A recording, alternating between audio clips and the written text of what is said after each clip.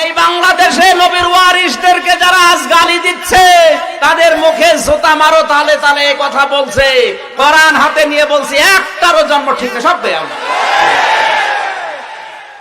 নাহমাদুহু ওয়া নাস্তাঈনুহু ওয়া নাস্তাগফিরুহু ওয়া নু'মিনু বিহি ওয়া নাতাওয়াক্কালু আলাইহি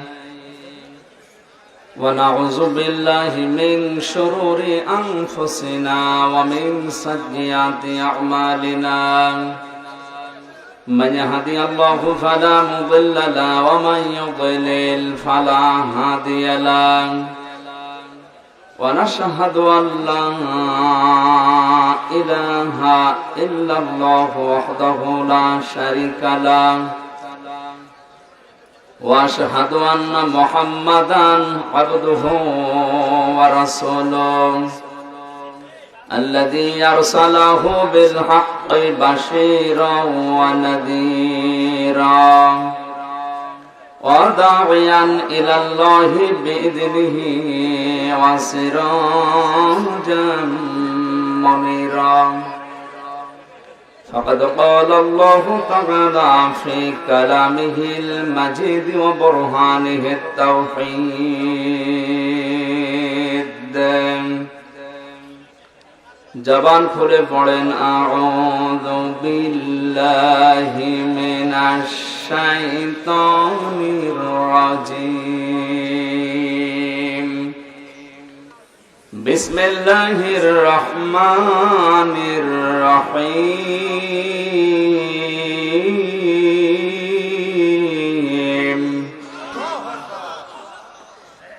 ইয়া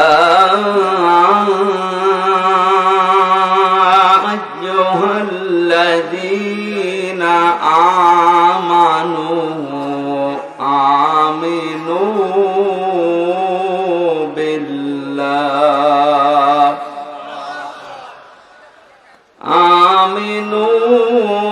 بالله ورسوله والكتاب الذي نزل على رسوله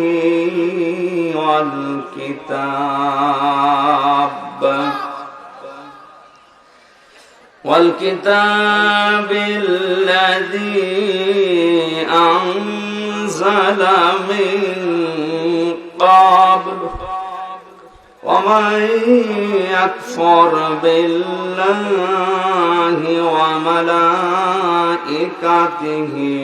وكتبه ورسله واليوم الآخر فقد ضل ضلالا بعيدا صدقت يا ربنا. عن أبي هريرة رضي الله تعالى عنه قال قال النبي صلى الله عليه وسلم كل أمتي يدخلون الجنة إلا من أبى. قيل يا رسول الله صلى الله عليه وسلم من أبى؟ قال من أطاعني دخل الجنة ومن عصاني فقد أبى. رواه البخاري. وقال تعالى في شان رسوله إن الله وملائكته يصلون على النبي يا أيها الذين آمنوا صلوا عليه وسلموا تسليما. اللهم صل على سيدنا مولانا محمد.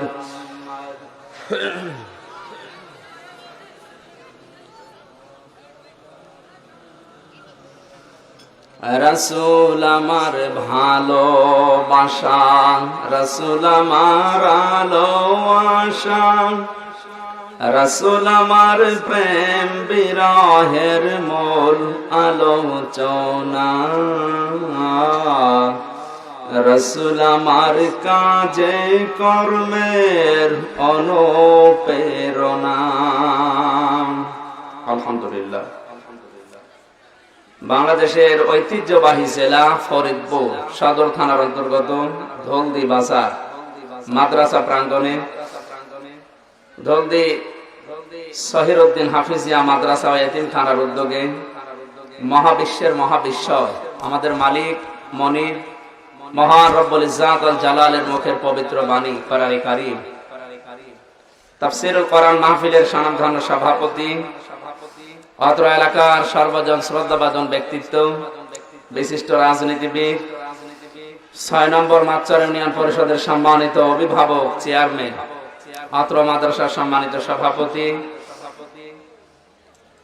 বড় ভাই জনাব মোহাম্মদ জাহিদ মুন্সি, আতালাল্লাহু উমরাহু ওয়া বারাকাল্লাহু ফি হায়াতি, সকলে বলেন আমিন।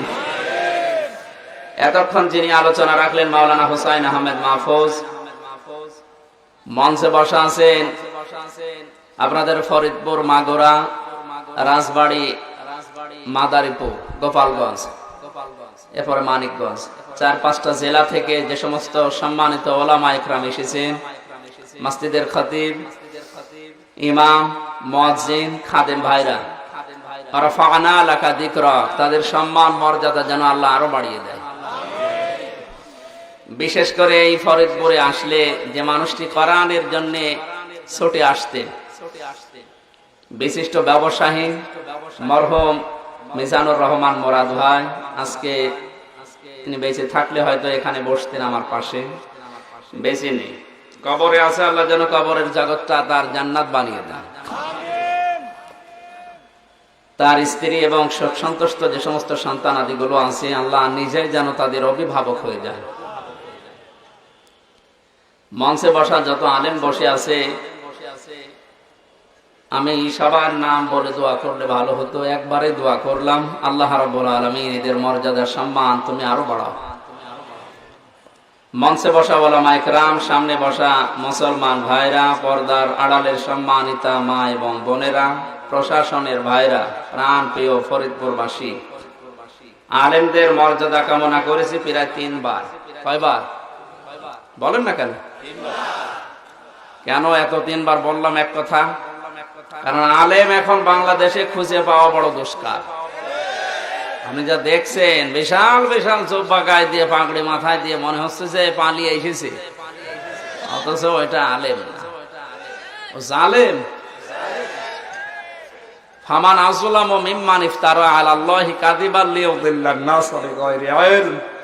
সূরা আনআমের 144 নম্বর আয়াতে প্রথম অংশে আল্লাহ জানিয়েছেন, আমি আল্লাহর কাছে সবচাইতে বড় জালেম ওই লোকটা যার কোরআন সম্পর্কে সঠিক জ্ঞান না অর্জন করে মানুষের কাছে ভুল তথ্য দেয়। আজে বাজে কথা বলার কারণে মানুষ, যেহেতু সে আলেম বলে পরিচয় দেয়, এই কারণে মানুষ মনে করে এইটাও মনে হয় কোরআনের কথা, হাদিসের কথা, বিভ্রান্ত হয়। এরকম আলেম দেশে এখন আছে না নেই? যে সমস্ত আলেমেরা মূর্তি আর ভাস্কর্যকে এক বানিয়ে ফেলেছে, যে এই দুইটা এক না, এ আলাদা, একে যদি কেউ আলেম মনে করে তাও গোনা হবে তার। সুতরাং এই জন্য আলেম যারা, তাদের মর্যাদা আমি কামনা করেছি, আল্লাহ যেন এই মানুষগুলোকে যারা বসে আছে এদেরকে আলেম হিসাবে কবুল করে। আর আলেম হওয়ার জন্য যে শর্তগুলো আছে 3টা। কয়টা? কথা বলে কে গো? এনার যে প্যান্ডেল করেছে, এত বড় প্যান্ডেল মনে হয় ফরিদপুরে অন্তত এবছরে আর হয়নি। এরপরও যদি জায়গা না হয় তো করবে কি? পুরাটা ঘিরে দিতে পারতেন, একেবারে একটু টাকা বেশি লাগতো। এখন তো আর উপায় নেই, যেখানে যারা বাইরে আছেন অন্তত ওইভাবে সামনে বছর ইনশাল্লাহ হবে। এখন যারা বাইরে দাঁড়িয়ে আছেন কিছু করার নেই, এই যে নিয়র পড়ছে, কুয়াশা তো চারিদিকে, এই জন্য যারা আছেন কষ্ট করে অন্তত থাকেন। ভেতরে যারা বসে আছে এরা খুব আরামে আছে তা না, এ দেখেন একেবারে বস্তা হয়ে গেছে। বাইরে যারা আছেন কথা বলবেন না ভাই, আমরা 1-1.5 ঘন্টা কথা বলবো ইনশাল্লাহ, কিন্তু কথা বলা যাবে না। কারণ কোরআনে কারিমের আলোচনা আরম্ভ হয়ে গেলে দুনিয়ার আর কোনো মানুষের কথা চলে না, কারণ এখানে কথা হচ্ছে সরাসরি আল্লাহ। আর আপনি যদি তার উপরে কথা বলেন মনে হবে আপনি আল্লাহর উপরে। এজন্য নিজেকে বেয়াদব বানাবেন না। আশা করছি কথা বন্ধ হবে। কথা বন্ধ করেন, খুব গুরুত্বপূর্ণ হলে ইশারা দেবেন, এরপরও কথা বলছি। বসায় দেব, ওখানে বসার জায়গা দিয়েছেন? বসার কিছু আছে? বসার কিছু থাকলে বসেন না কেন?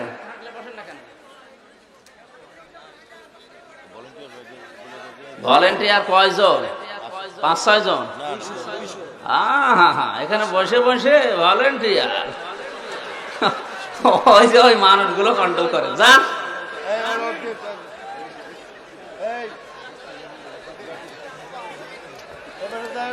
না, কথা বলা যাবে না ভাই, আপনি যাই করেন কথা বলা যাবে না। আমি মাপ চাচ্ছি, দোয়াও চাচ্ছি, কথা বলা যাবে না। এমনিতে ইশারা করেন। যাদের যে দায়িত্ব দিয়েছে চেয়ারম্যান সাহেব, ওই দায়িত্বটা আপনি ইমানের দায়িত্ব বলে পালন করেন। যান। আলহামদুলিল্লাহ, কথা বন্ধ হবে ইনশাআল্লাহ।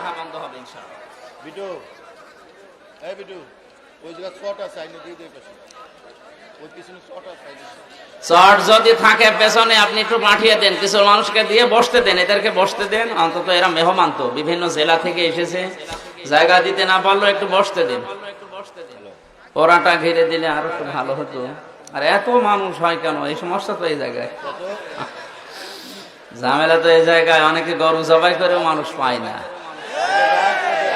কোরআনের আকর্ষণে মানুষ যেহেতু এভাবে আসে, এই জন্য আপনারা যারা জানেন, আগামীতে কোন জায়গা আমার অনুষ্ঠান আর একটা ফরিদপুরে আছে সামনে। আমি মরহুম মোরাদ ভাইয়ের স্মরণে একটা মাহফিল দিয়েছি 12 তারিখে, এই সামনে ডিসেম্বর মাসের 12 তারিখে ফরিদপুর শহরে। ওই দিন যারা দায়িত্বে আছেন আরো বড় করে সাজাবেন, মানুষ যেন কষ্ট না পায়।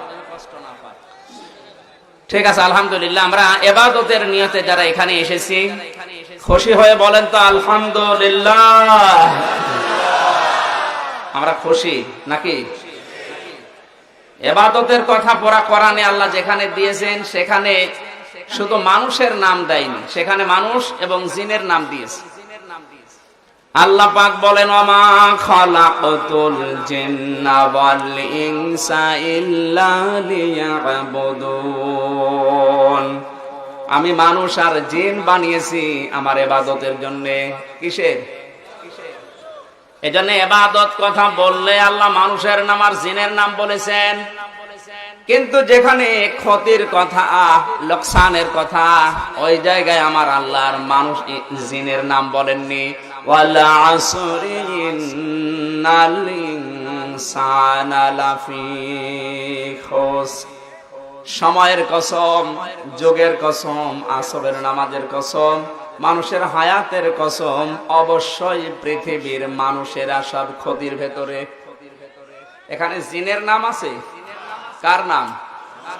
তাহলে ক্ষতির বেলায় আল্লাহ জিনের নাম বললেন না, শুধু মানুষের নাম। আর লাভের বেলায়, ইবাদতের বেলায় মানুষ আর জিনের নাম কেন বললেন? কোন বাবা যদি সন্তানকে ব্যবসা শেখাতে যায় তাহলে কিন্তু লাভের কথা বলে না, বারবার সন্তানকে সতর্ক করে যে এই ব্যবসা করতে গেলে এই রাস্তা দিয়ে লস হওয়ার সম্ভাবনা আছে, এখানে ধার দিলে বাকি দিলে এখানে লস হওয়ার সম্ভাবনা আছে। লাভের কথা বলে না। একজন বাবার চাইতে মহান আল্লাহ যেহেতু তার বান্দাদেরকে জিনের তুলনায় বেশি ভালোবাসেন, এজন্য ইবাদতের কথার ভেতরে আল্লাহ জিন আর মানুষকে এক জায়গায় রাখলেন। শুধুমাত্র ক্ষতির বিষয়গুলো জানাতে জিনদেরকে বাদ দিয়ে শুধু মানুষের নাম দিয়েছেন। জোরে বলেন সুবহানাল্লাহ। সুতরাং আমাদেরকে আল্লাহ অবশ্যই ভালোবাসেন। আর ইবাদতের নিয়তে যারা এসেছি এখানে, ইবাদতটা যেন ঠিক থাকে, সেই কথাগুলো আজকে আলোচনায় আসবে ইনশাআল্লাহ। আমরা বাংলাদেশে বিভিন্ন জেলাতে যেগুলো দেখতে পাচ্ছি এখন, কোরআনে কারিমের কথাগুলো বলতে গেলে 5 প্রকারে মানুষ ভাগ করে নিয়েছে। কয় প্রকার? প্রথমেই দেশে ওয়াজ হয়, এই যে এখানে লিখে দিয়েছেন ওয়াজ মাহফিল। ওয়াজ তো আমির হামজার বাবাও করে না, আমির হামজারও সাধ্য নেই। ওয়াজ করার দায়িত্ব আল্লাহর। ওয়াজ করার দায়িত্ব কার?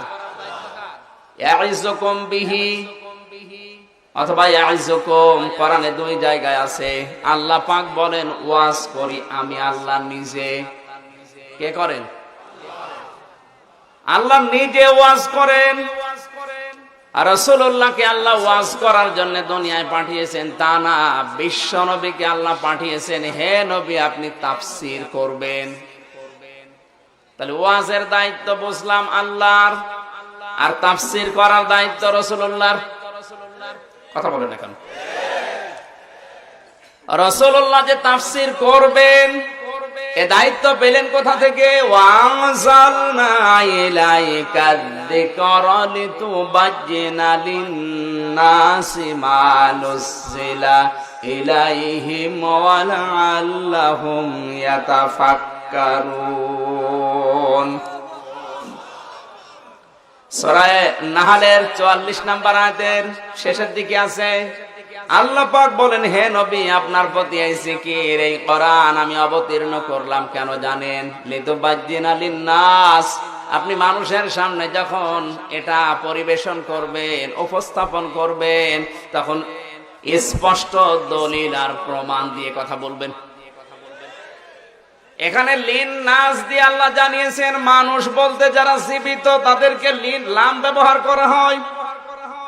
লাম শব্দটা আমরা জানি 13টা অর্থে ব্যবহার হয়, তার ভেতরে অন্যতম হচ্ছে লাম ব্যবহার করা হবে জীবিত মানুষদের জন্য। কাদের জন্য? তাহলে মানুষ মারা গেলে ওরকে আর কেউ জীবিত বলে না, বলে লাশ। কোরআনে কারীম ব্যাখ্যা করা লাগবে, তাফসীর করা লাগবে, ভেঙে ভেঙে মানুষকে বোঝাতে হবে যারা জীবিত তাদের। কিন্তু এই সিস্টেম আমরা পাল্টিয়ে ফেলেছি। আমরা অনেকে আজ মানুষ মারা গেলে কোরআন পড়ার ব্যবস্থা করি। কোথায় পেয়েছেন আপনি? মানুষ মারা গেলে কোরআন পড়া লাগবে এই সিস্টেম নেই ইসলামে, ওগুলো মানুষ বানিয়েছে।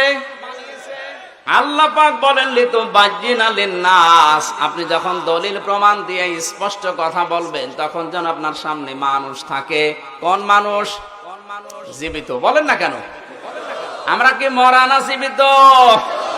আমাদের সামনে কোরআনের তাফসীর করা লাগবে, দায়িত্ব রাসূলুল্লাহর। রাসূলুল্লাহ এখন নেই, ওই দায়িত্ব এখন আলেমদের। হ্যাঁ, এটা গেল আলেমদের কথা। এবার যারা শ্রোতা তাদের কি দায়িত্ব? ওয়ালাআল্লাহুম ইয়াতাফাক্কারুন। আল্লাহ পাক বলেন হে নবী আপনার সামনে যারা বসে আছে তারা কি করবে জানেন? আপনার কথাগুলো শোনার পরে বাড়ি যেয়ে চিন্তা ভাবনা করবে। আজ আমাদের এই চিন্তা ভাবনাওয়ালা শ্রোতা দেশে নেই। এই জন্য তাফসীর করেও আমরা মজা পাই না, যারা শোনে ওরাও টের পায় না কি বলছে। আমি আবার বলছি ওয়াজ করার দায়িত্ব কার? তাফসীর করার দায়িত্ব কার? রাসূলুল্লাহ। ওয়ালা ইয়াতুনাকা বিমাসালিন ইল্লা জিনাকা বিল হাক্কি ওয়া আহসানা তাফসীরা। সূরা ফুরকানের 33 নম্বর আয়াতে আল্লাহ জানিয়েছেন হে নবী দুনিয়ার মানুষেরা বিভিন্ন সমস্যা নিয়ে আপনার কাছে আসবে, আপনি কোরআন দিয়ে তাফসীর আকারে সমস্যার সমাধানগুলো খুলে খুলে বর্ণনা করবেন। আলেম যারা আছেন এবার তাদেরকে বলছি ওয়া আহসানা তাফসীর না তাফসীর, এক আলিফ টান আছে। আমি এই শব্দটা নিয়ে চিন্তা ভাবনা করেছিলাম, তাফসীর আল্লাহ এক আলিফ টান দিলেন কেন? 1200 বছর আগে যারা তাফসীর লিখেছে ওনারা কিন্তু ভুল লেখেনি, ওই জামানা হিসাবে ঠিক ছিল। বাস্তবতার সাথে দিন যত যাবে স্থান কাল পাত্র ভেদে আপনাকে কোরআনে কারীমের তাফসীর আধুনিক বিশ্বের সাথে মিলিয়ে করা লাগবে। এই কোরআনে আছে ফামাই ইয়ামাল মিসকালা যাররাতিন খায়রান ইয়ারা ওয়া মাই ইয়ামাল মিসকালা যাররাতিন শাররান ইয়ারা। আল্লাহ পাক বলেন দুনিয়াতে যদি কেউ যাররা পরিমাণে ভালো অথবা মন্দ কাজ করে কিয়ামতের দিন সে সেটা দেখতে পাবে। কি করবে? জবাব দেওয়া লাগবে। কি করবে? কিন্তু আপনি 1100 বছর আগে 1000 বছর আগের যে তাফসীর ওটা নিয়ে এসে দেখেন তো ওখানে দেখতে পাবে লেখা আছে কিনা? নেই। ওখানে লেখা আছে দেওয়া হবে। কারণ এই ভিডিও, এই ক্যামেরা আবিষ্কার হওয়ার আগে একটা জিনিস অতীত হয়ে যাওয়ার পরে আবার দেখা যায়, এই জ্ঞানই মানুষের ছিল না। তাহলে ওই সময় যারা তাফসীর লিখেছে, এর মানে দেখা যাবে, আপনি একটা কাজ করার পরে আবার দেখা যাবে, যদি লিখে দিত ভিডিও ক্যামেরা আবিষ্কার না হলে তারা বুঝতো, বলতো কোরআন শরীফ ভুল। আল্লাহর শব্দ চয়ন গুলো এত সুন্দর, এত উত্তম, মানুষ কলম চালাবে সে ক্ষমতা কারণেই। লরেন বোথ, টনি বেলওয়ারের ছোট শালিকা, ইরানের তেহরান বিমানবন্দরে নামার পরে এক মুসলমানকে বলেছিল, ভাই আমি ইসলাম কবুল করব না, কিন্তু আমি ইসলাম জানতে চাই। কোন কিতাব পড়লে বা কোন বই পড়লে আমি অথেন্টিক ইসলাম জানতে পারি, ওই বই আপনি আমার হাতে দেন। কোরআনে কারীম তার হাতে দিয়েছে। লরেন বোথ বলে, আমি 3 বছর একাধারে পুরা কোরআনে কারীমকে শুধু পড়েছি তা না, বুঝে বুঝে পড়েছি। কারণ নিজেই ছিল অনার্স মাস্টার্স করা, ডক্টরেট করা একটা মেয়ে লোক। পুরা কোরআন 3টা বছর একাধারে 3 বছর পড়ার মতো পড়েছে। 53 জায়গায় লাল দাগ দিয়েছে। লাল দাগ মানে কি? ভুল। কথা বলেন না কেন? 53 জায়গায় লাল দাগ দেওয়ার পরে এবার মুসলমান হয়ে গেছে। সাংবাদিকরা জিজ্ঞাসা করছে, আপনি তো খ্রিস্টান, আর এই পৃথিবীতে সবচাইতে বেশি মানুষ বাস করে খ্রিস্টান ধর্মে। কোন ধর্মে? আপনি সেই ধর্ম বাদ দিয়ে 4500 ধর্ম আছে দুনিয়ায়, এতগুলো ধর্ম দুনিয়ায় সব মাইনাস করে আপনি ইসলাম কবুল করলেন কোন কারণে? তিনি বললেন, দেখো আমি কিন্তু পাগলও না, মাতালও না। কোরআন আমি 1বার 2বার না, 3 বছর একাধারে প্রতিটি শব্দ গবেষণামূলক ভাবে পড়েছি। 53 জায়গায় আমি লাল দাগও দিয়েছিলাম। কিন্তু আমার চিন্তার বিষয়, যেখানে লাল দাগ দিয়েছে যে ভুল ধরা পড়েছে, পরবর্তীতে দেখি তার পরের আয়াতে বা পরের সূরাতে, পরের পারায় আমার আল্লাহ ওই কথার জবাব 1500 বছর আগে দিয়ে দিয়েছে। শেষ পর্যন্ত আমার জীবনের ভুল ধরা পড়ে গেল। আমি এতগুলো ধর্ম দুনিয়ায় আছে সব বাদ দিয়ে, এমনকি নিজের বাপ দাদার ধর্ম খ্রিস্ট ধর্ম বাদ দিয়ে ইসলাম ধর্ম আমি কবুল করলাম। কোরআনে কারিমে ভুল ধরতে গিয়ে নিজের জীবনের ভুল ধরা পড়েছে, এরকম বহু মানুষ দুনিয়ায় আছে। কথা বলে ঠিক কিনা? এখানে ভুল ধরার চেষ্টা করত, এজন্য আমার আল্লাহ এমন শব্দ দিয়েছেন যে স্থান কাল পাত্র ভেদে হয়তো 1200 বছর আগে ওই শব্দের অর্থ দেখা করলে কেউ বুঝতো না। ওই সময় এই জন্য অর্থ করেছে দেওয়া হবে। এখানে মাওলানা মাহফুজুর রহমান আছে, অধ্যাপক নজরুল ইসলাম বসে আছে, ওনারাও আলেম ফাজেল কামেল পাশ করেছে। ওনারাও বিভিন্ন মাদ্রাসার দায়িত্বে আছে। যারা এতদিন পর্যন্ত পড়েছে জিজ্ঞাসা করবেন, বলবে যারা পরিমাণ ভালো বা খারাপ কাজ করলে কিয়ামতের দিন আল্লাহ তাকে ওই পরিমাণ সওয়াব গুনাহ দেবে, দেখানো হবে। এটা আগের তাফসিরে নেই, কারণ ওই সময় বিজ্ঞানের এই উৎকর্ষ হয়নি, ভিডিও ক্যামেরা আবিষ্কার হয়নি। এজন্য ওই সময় তাফসির করলেও কেউ বুঝতো না। ক্যামেরা যদি বলতো কেউ বুঝতো, ক্যামেরা আবার কি ও খাওয়া লাগে না কি করা লাগে। কিন্তু এখন আমাদেরকে বোঝানো সম্ভব বা সহজ যে একটা জিনিস ভিডিও করে রাখলে ওটা 5 বছর পরে, 10 বছর পরে, 100 বছর পরে হলেও ওইভাবেই হুবহু দেখা যায়। এটা কি বোঝানো সম্ভব না অসম্ভব? সোজা না? এই জন্য আহসানা তাফসীর দিয়েছেন। যুগ যত পাল্টাবে, হয়তো এখন এর মানে দেখা হচ্ছে 5000 বছর পরে দেখবেন এই শব্দের ব্যাখ্যার এইটা নেই, তখন পৃথিবী অন্যরকম চলবে। কথা বুঝতেছে? এই ফরিদপুরের মাটিতে যে লোকটা 500 বছর আগে মারা গেছে, ওকে যদি কবর থেকে কেউ তুলে আনেন আর এই ফরিদপুরের এই সমরিতা টাওয়ারের সামনে দাঁড় করিয়ে দেন, ও চিন্তা করবে, আল্লাহ এই 11 তলা বিল্ডিং এ আমি উঠবো কি করে? তখন বাঁশ খুঁজে বেড়াবে। যে মই বানাই, বাসয় বানাই, এরপরে আমি উঠি। এখান থেকে 200 বছর আগে যে লোকটা মারা গেছে তারে নিয়ে আসলে সে কিন্তু বাঁশ খুঁজবে না, মই খুঁজবে না, সে চিন্তা করবে দেখিয়ে এই বিল্ডিং এ ওঠার কোন সিঁড়ি আছে কিনা। কথা বলছে না কেন? এখান থেকে 50 বছর আগে যে মারা গেছে ওরে কবর থেকে নিয়ে আসলে ও বাঁশও খুঁজবে না, সিঁড়িও দেখবে না, ও চিন্তা করবে দেখি লিফট আছে কিনা। আমার মনে হচ্ছে আরো 100 বছর পরে যে মারা যাবে ওরে যদি আপনি তুলে আনেন কবর থেকে, বাঁশ, মই, সিঁড়ি, লিফট কিছুই দেখবে না, ও চিন্তা করবে দেখি রিমোট আছে কিনা। শুধু একটা টিপ দেবো, এক টিপে 10 তলা। এরকম সময় আসছে না? এখন যদি আপনি সেই মানে ওই জামানার অর্থ করেন, এখন মানুষের কাছে হাস্য, এ পাগল হয়ে গেছে তাই বলবে। এই জন্য এরো শব্দের অর্থ এখন করা লাগবে দেখা। তার মানে আপনি দেখতে পাবেন কিয়ামতে। কাউকে যদি একটা থাপ্পড় দেন, কাউকে যদি বিনা কারণে ধরিয়ে দেন, কিভাবে ধরিয়েছেন সব দেখতে পাবেন। যদিও এখন ধরা ধরিয়ে দেশে নেই।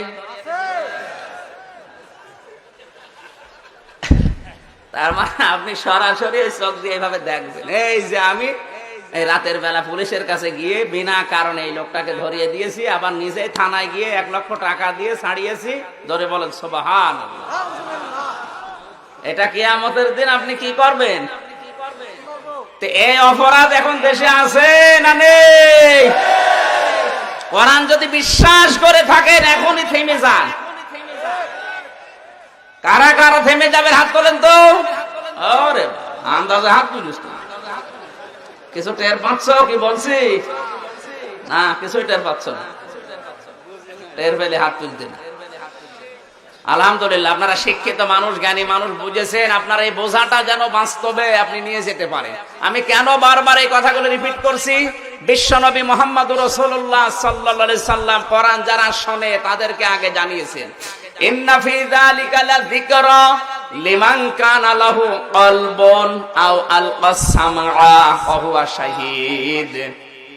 সূরা কফের 37 নম্বর আয়াত। আল্লাহ পাক বলেন, এই আমার জিকির, আমার কোরআন, আমার এই আলোচনা যদি শুনতে চাও উপস্থিত হয়ে শোনো। আমরা উপস্থিত হয়েছি না হয়নি? দ্বিতীয় নম্বর দায়িত্ব হচ্ছে এমন ভাবে শুনতে হবে, শুধু এই কান দিয়ে না, দিলের আরেকটা কান আছে, ওই কান দিয়েও শোনা লাগবে। তার মানে যেটা দিয়ে শুনলে আর ভুলে যাওয়ার সম্ভাবনা থাকে না। শুনতেছেন? এখন 15 মিনিট পরে কিন্তু আমি একটা পয়েন্ট জিজ্ঞাসা করব, যদি বলতে না পারেন বুঝবো যে আপনি এই কান দিয়ে শুনেছেন, এইটা দিয়ে শোনেননি। 3 নম্বরে শুধু শুনলেই হবে না, এইটা যতটুকু শুনলেন মানুষের কাছে পৌঁছিয়ে দেওয়ার দায়িত্ব নেওয়া লাগবে।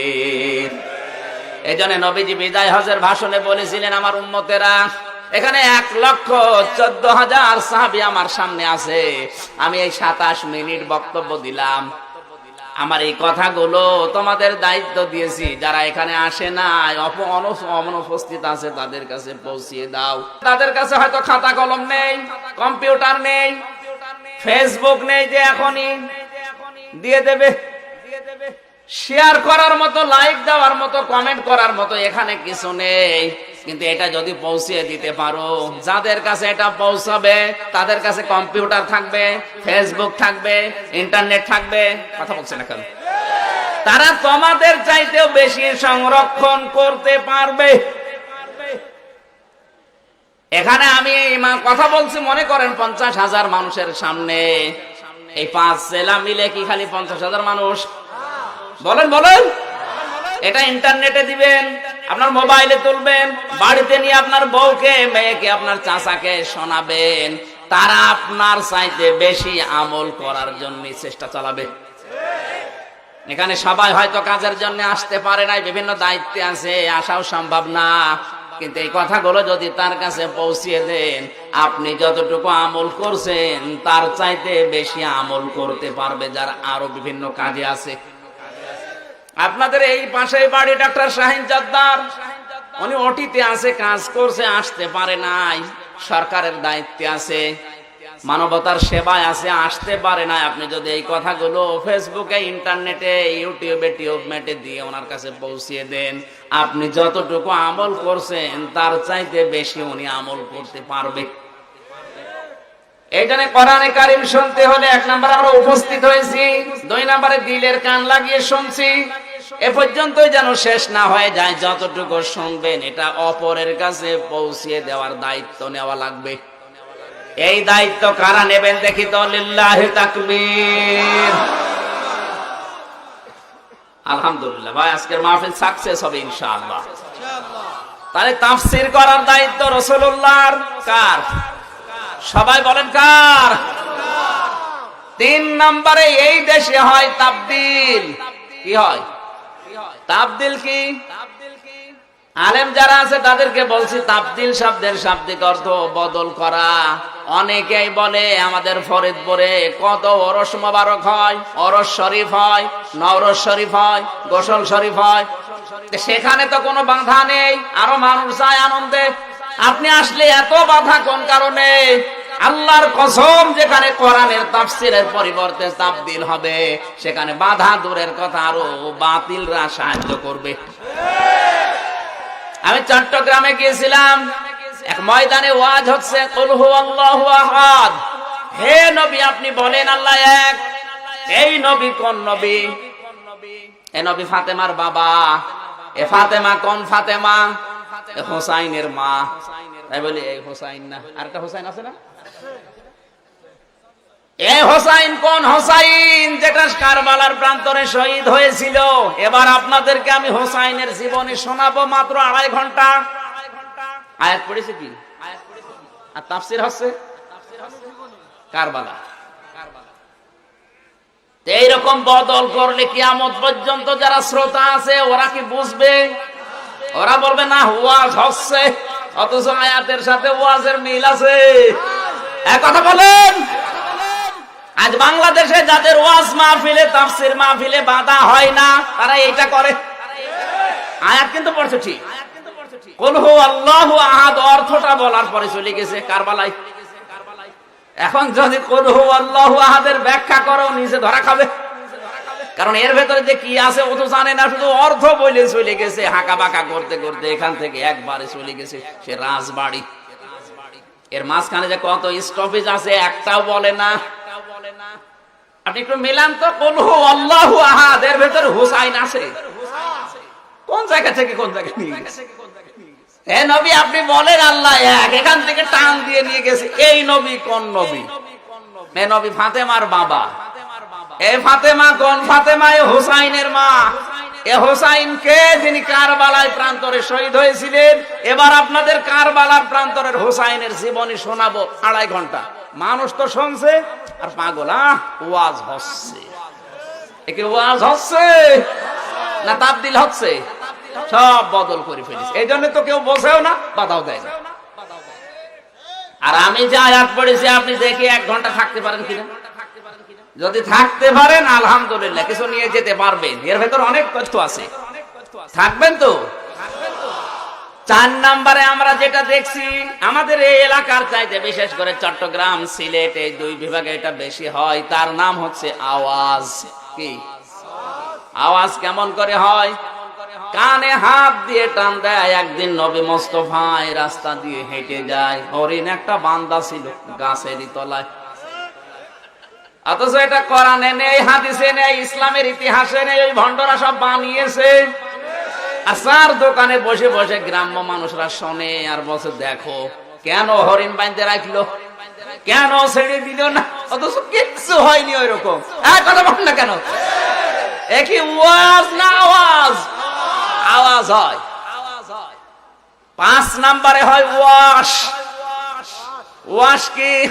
মাইক হাতে নিয়ে বলে চেয়ারম্যান আওয়ামী লীগ, এ আলেম জামাত ইসলাম, ও কাফের, ও ফাসেক, আর আমি আল্লাহর ওলি। এদেশে এখন আছে না? মাইক হাতে নিয়ে একজন আরেকজনকে গালি দিতে পর্যন্ত দ্বিধাবোধ করছে না। সেদিন এক লোকে যে একটা গালি বের করেছে, ওরে বাটপার, ওরে সিটার। একটা আলেমের ভাষা এটা। মাইক হাতে পেয়েছেন তাতে কি কোন মানুষকে যদি সংশোধন করতে হয় হেদায়েতের নিয়তে কথা বলেন।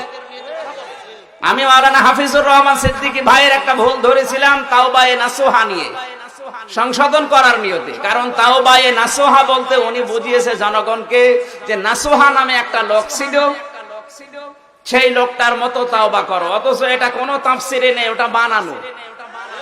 তাফসিরের ভাষা হচ্ছে তুবু ইলাল্লাহি তাওবাতান নাসুহা। তোমরা যদি তাওবা করতে চাও আল্লাহর নিকটে, তাওবায়ে নাসুহা করো। নাসুহার ব্যাখ্যা তিনটা। কয়টা? এক নম্বরে আপনাকে বলা লাগবে যে আমি অপরাধী। দুই নম্বরে আপনাকে অনুশোচনা করা লাগবে, অনুতপ্ত হওয়া লাগবে। তিন নম্বরে জীবনে আর এই কাজ করব না, জীবনের মতো আমি ফিরে আসলাম। এই তিনটা সিদ্ধান্তের নাম হচ্ছে তাওবায়ে নাসুহা। কিন্তু উনি যেটা বলেছিল ওটা কি সঠিক? উনি হয়তো জানে না বিষয়টা, তাই বলেছে। মানুষ তো মনে করছে নসুহা মানে ওই নসুহা নামক লোক। আমি ওনাকে হেদায়েতের নিয়তে সংশোধনের জন্য বলেছিলাম। পরবর্তী ভিডিও উনি মানিয়েছে যে না আমার ভুল হয়েছে, আমি সংশোধন হয়ে গেছি, আলহামদুলিল্লাহ। আর আপনি যদি একজনের চলন ফেরন একটু চলছে তাও যদি ভালো না লাগে, আপনি যদি একেবারে মাইক পেয়ে ওয়াশ করেন, হ্যাঁ ও বাটপার ও সিটার, আপনারা সাধারণ মানুষ কি বলবে বলেন?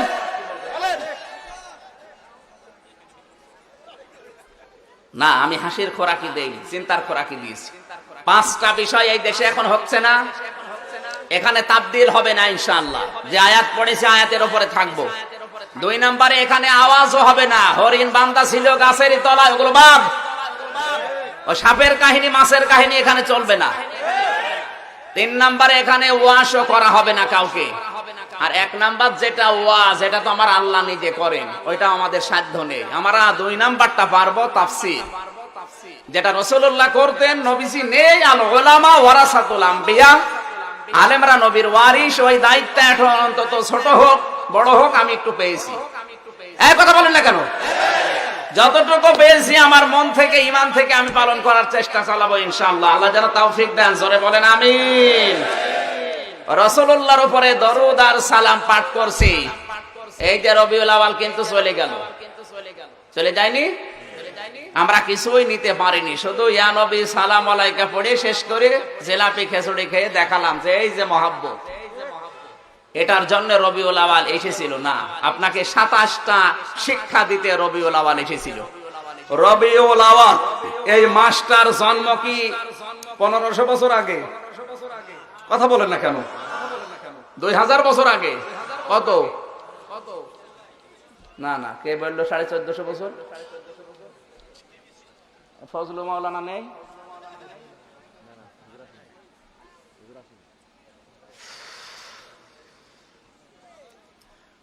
ভালো করে আপনি মাথা ঠান্ডা করে দেখেন তো, রবিউল আউয়াল যারা আজ পালন করছেন নবীর জন্মদিন মিলাদুন নবী বলে, আপনার বিবেক যদি থাকে আপনি আজকে সংশোধন হয়ে যাবেন ইনশাআল্লাহ।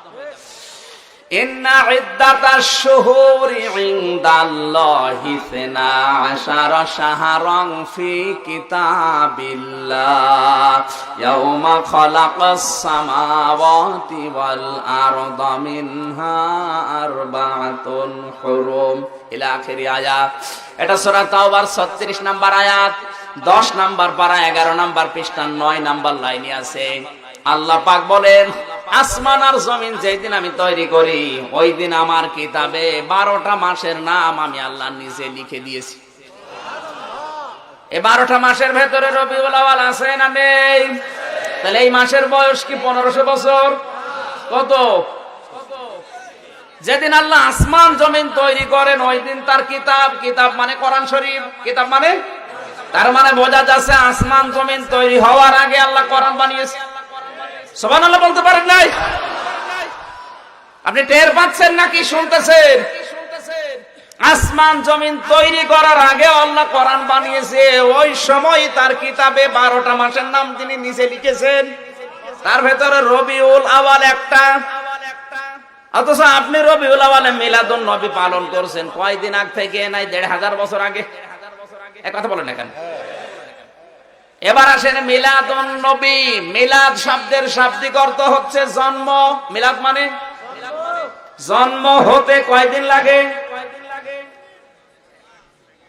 কয়েক সেকেন্ডে হয়, কয়েক মিনিট লাগে? 5 মিনিট। কয় মিনিট? জন্ম হতে কয়দিন লাগে? 5 মিনিট।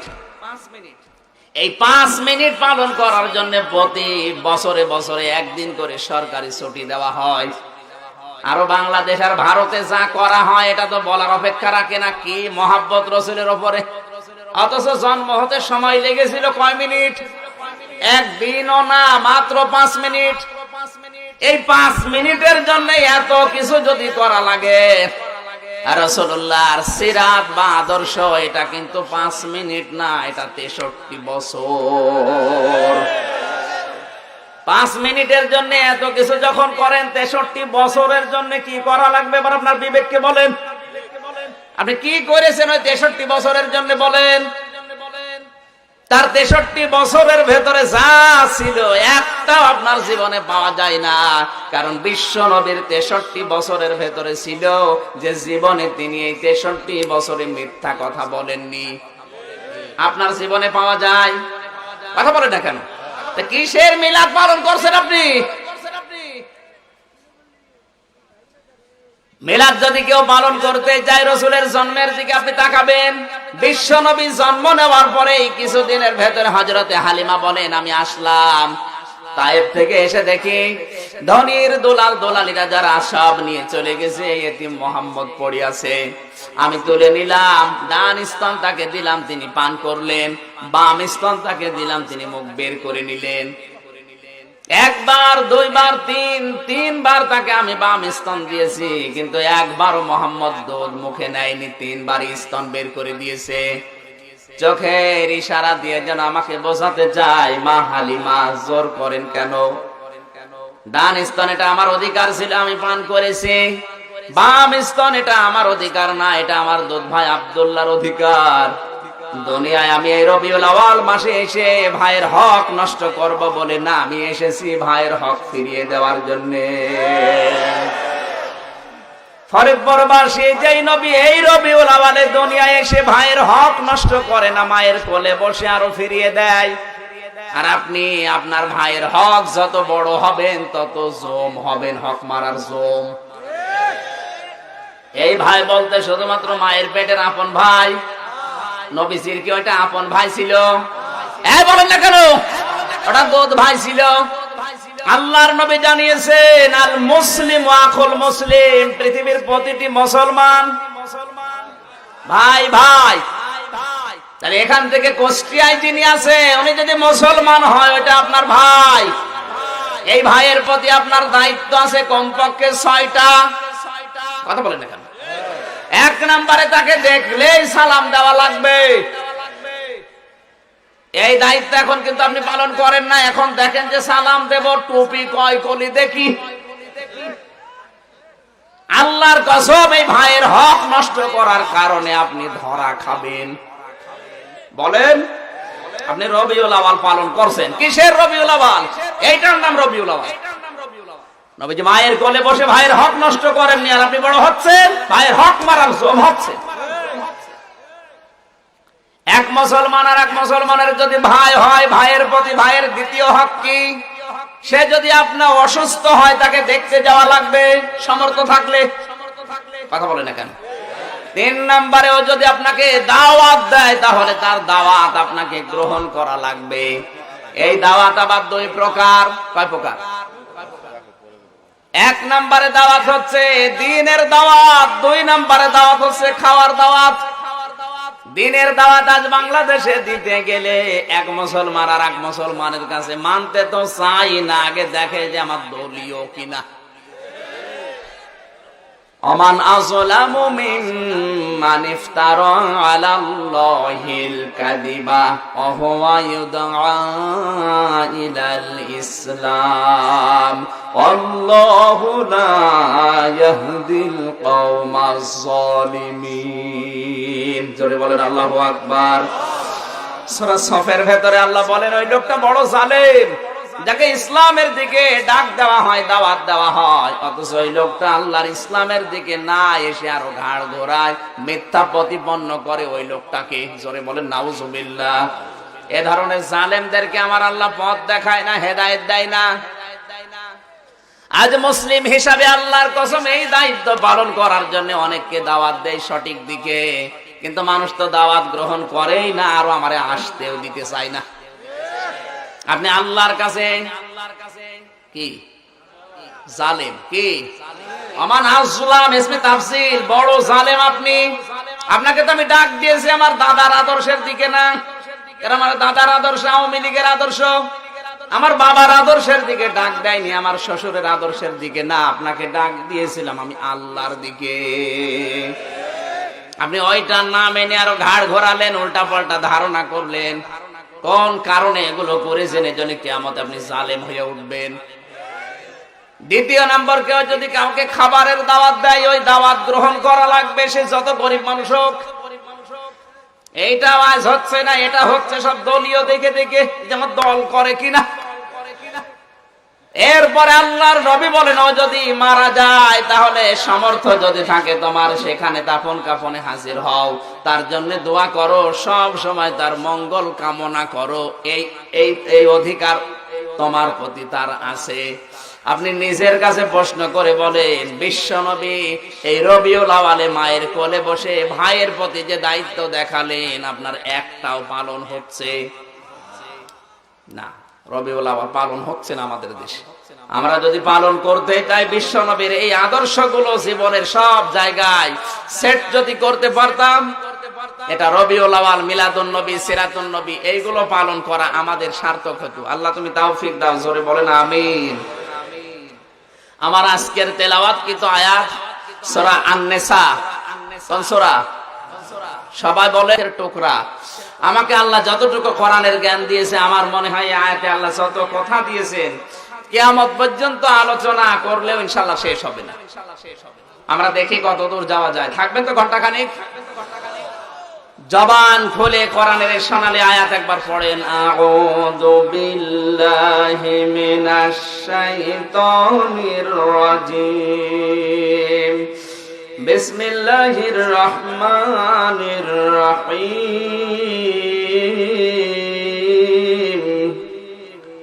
ইয়া আইয়ুহাল্লাযীনা আমানু আমিনু বিল্লাহ। সাদাকাল্লাহুল আযীম। এই পর্যন্ত থাক, কারণ 1 ঘন্টা সময় নিয়েছি আপনাদের কাছে। এই যা পড়লাম এই শেষ হবে না। আল্লাহ ডাক দিয়েছেন ইমানদারকে, প্রতিটি কথা ছাত্রের মতো জবাব দেবেন, তাহলে আপনার মনে রাখা সহজ হবে। কারণ এটা ক্লাস চলছে, এখন কি চলছে? এটা তাফসীরের ক্লাস চলছে একটা। আমার যতটুকু যোগ্যতা আছে আমি চেষ্টা চালাচ্ছি, আপনার যতটুকু আছে আপনি নেওয়ার চেষ্টা চালান। ডাক দিয়েছেন কাকে? আরো জোরে বলেন। এখন ঈমান আছে কিনা এইটা আগে দেখেন, তারপরে তো আপনি বলবেন যে ঈমানদার কি। আল্লাহর নবীর সাহাবী এসে প্রশ্ন করলেন, মাল ঈমান, হে নবী ঈমান কাকে বলে? বিশ্ব নবী বলেন, ক্বালাইদা সাররাতকা হাসানাতুকা ওয়া সাআতকা সাজ্জিয়াতুকা ফাআনতা মুমিন। রাহু মুসলিম। মুসলিম শরীফের হাদিস। এক বেদুইন সাহাবী এসে আল্লাহর নবীকে বললেন, হে নবী আমার যে ঈমান আছে আমি কিভাবে টের পাবো, আমি বুঝবো কি করে? আল্লাহর নবী বললেন, যখন তোমার ভালো কাজগুলো তোমাকে আনন্দ দেবে আর অন্যায় কাজগুলো তোমাকে কষ্ট দেবে, তখন তুমি বুঝবে তোমার ঈমান আছে। ফরিদপুরবাসী বাংলাদেশে সবার কাছে ভালো কাজ ভালো লাগে, হ্যাঁ? সবার কাছে ভালো লাগলে আজকে এই মাহফিলে এত বাধা কোন কারণে? যারা বাধা দিয়েছে ওরা তো হিন্দু খ্রিস্টান বৌদ্ধ না, সবে আমাদের মতো নামধারী মুসলমান, তারা ইমানদার দাবি করছে। তো ভালো কাজ যাদের কাছে ভালো লাগে না, ওর ইমান কথা ভালো লাগবে। 2 নম্বরে অন্যায় কাজ তাদের কাছে কষ্ট লাগে না। এই পৃথিবীতে আল্লাহর সাথে শিরিক হচ্ছে সবচাইতে বড় অন্যায়। বলেন বলেন, এই অন্যায় কাজটাও আজ অনেকের কাছে অন্যায় মনে হচ্ছে না, এমনকি নিজে যে আরো সাহায্য করছে। কয়েকদিন আগে এক হিন্দু আমার কাছে মুসলমান হয়েছে, যুবক মানুষ, অনার্স মাস্টার্স করা, আমারে বলছো হুজুর আপনি নিজে ওয়াজ করেন, আরো ওয়াইজেন্স আছে তাদেরকে বলেন তারা যেন ওয়াজের ভেতরে এই বিষয়টা বারবার তুলে ধরে যে হিন্দুদের পূজায় আপনারা অন্তত যেন না মুসলমান হিসাবে, কারণ আপনারা হচ্ছে 96 ভাগ আর ওরা মাত্র 4 ভাগ। আপনারা যদি ওদের পূজাতে না যান তাহলে ওরা বুঝবে যে ধর্ম আসলে ধর্ম না। ওরা 4 জন যায় আর আপনারা 6 জন যান, তখন ওরা মনে করে না মনে হয় ঠিক হলেও হতে পারে। অথচ এটা যে কি আমি নিজে অনার্স মাস্টার্স করেছি আমি তো জানি। এই যে আল্লাহর সাথে শিরিক করা এটা সবচাইতে বড় অপরাধ, আল্লাহর কাছে সবচাইতে বড় ঘৃণিত কাজ। ইন্না শিরকা লা যুলমুন আযীম, অবশ্যই শিরিক মহা অপরাধ। মহা কি? বড় জুলুম এটা। এই জুলুম যারা করছে এটা দেখার পরও যাদের কষ্ট লাগে না, আরো মানুষ আনন্দ পায়, সাহায্য করে, এগিয়ে যায়। আপনি বলেন তো নামাজ পড়লেও ওর ঈমান আছে? খারাপ কাজ যাদেরকে কষ্ট দেয় না, এই হাদিস অনুযায়ী আমরা বুঝলাম তাদের নামাজ থাকতে পারে, রোজা থাকতে পারে, নাম থাকতে পারে, আব্দুল্লাহ ইবনে উবাইয়ের মতো ঈমান নেই। আমরা ওই রকম ঈমানদার এখানে আছি? নেই না? তাহলে আপনি যদি ঈমানদার ফাংতা মুকমিন দিয়েছেন, নবীজি বলেন তুমি যদি মনে করো যে আমার ঈমান আছে তাহলে ভালো কাজ যেই করুক তোমার আনন্দ পাওয়া লাগবে, অন্যায় কাজ যেই করুক তোমার কষ্ট পাওয়া লাগবে। এবার আমরা ব্যাখ্যায় প্রবেশ করছি। আল্লাহ ডাক দিয়েছেন বেঈমানকে না ঈমানদারকে? ঈমান কাদের আছে বোঝা যায়নি না? আরেকবার বোঝাবো, বোঝা যাচ্ছে ঈমান কাদের আছে? আলহামদুলিল্লাহ। আল্লাহ পাক ঈমানদারকে ডাক দিয়ে কি বললেন? ইয়া আইয়ুহাল্লাযীনা আমানু আমিনু বিল্লাহ, ওহে যারা ঈমানের দাবি করো তাদেরকে বলছি যে ঈমান আনো। কি করো? বলেন বলেন, কথাটা যেন কেমন হয়ে যাচ্ছে। কলেজের প্রিন্সিপাল যদি একজন ছাত্রকে বলে এই বেটা তুই আবার ভর্তি হ, ও যদি বলে স্যার আমি তো ভর্তি হলাম, আবার কিসের ভর্তি হব? কিন্তু যদি বিচক্ষণ হয়, বুদ্ধিমান হয়, চালাক হয়, চিন্তা করবে না আমি তো ভর্তি হয়েছিলাম, প্রিন্সিপাল যখন আবার ভর্তি হতে বলে তখন অবশ্যই আমার ভর্তি ফরমের ভেতরে কোনো গন্ডগোল হয়েছে, হয়তো আমার বাবার নাম ওঠেনি অথবা আমার গ্রামের নাম ভুল হয়েছে। কথা বলেন না কেন? তখনও দৌড়াদৌড়ি করবে, কেরানির কাছে যাবে, তাড়াতাড়ি করে আবার ফর্ম মিলিয়ে ভুলটা সংশোধন করে এবার জমা দেবে। কথা বলেন ঠিক কিনা? ও তো ভর্তি হয়েছে না হয়নি। প্রিন্সিপাল দেখার পরে যখন দেখেছে না এ ভর্তি তো সঠিক না, তখন তাকে আবার বলেছে ভর্তি হও। কিন্তু যদি আমাদের মতো পাগল হয়, ও চিন্তা করবে কি বললো প্রিন্সিপাল, আমি তো ভর্তি হয়ে আসলাম, আবার ভর্তি হতে বলছে, ও হুজুরের মনে হয় মাথা ঠিক নেই। কথা বলেন না কেন?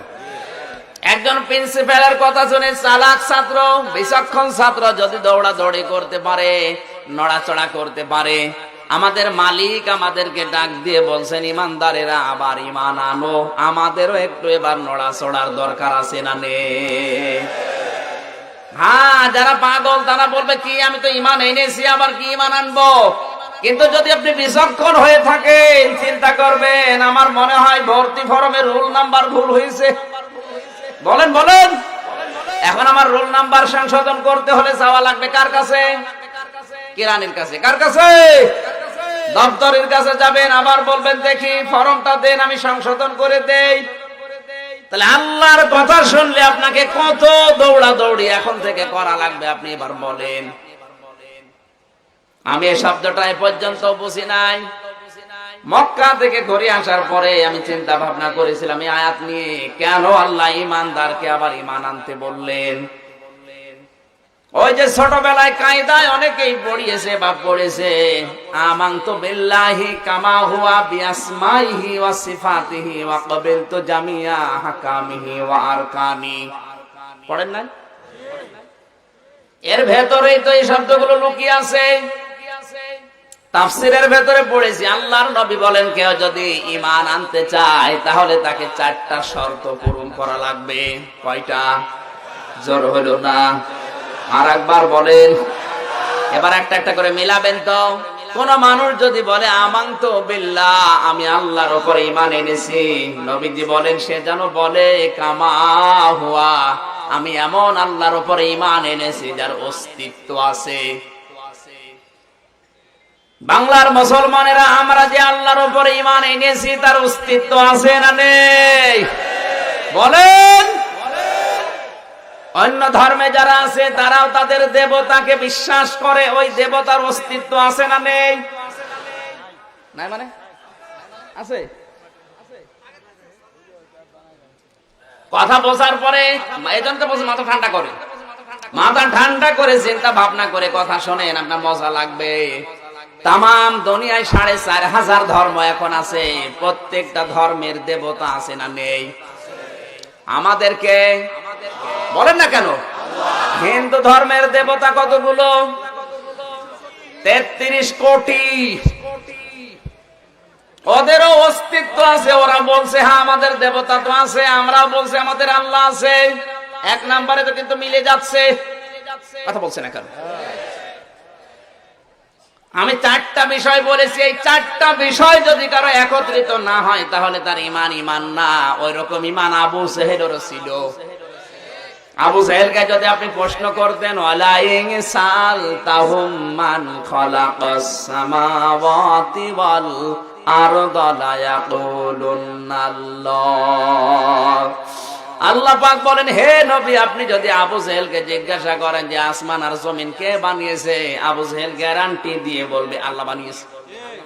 তাহলে ওই জামানায় আল্লাহ একজন আছে, আল্লাহর অস্তিত্ব আছে, এটা স্বীকার করেছে আবু জেহেল পর্যন্ত।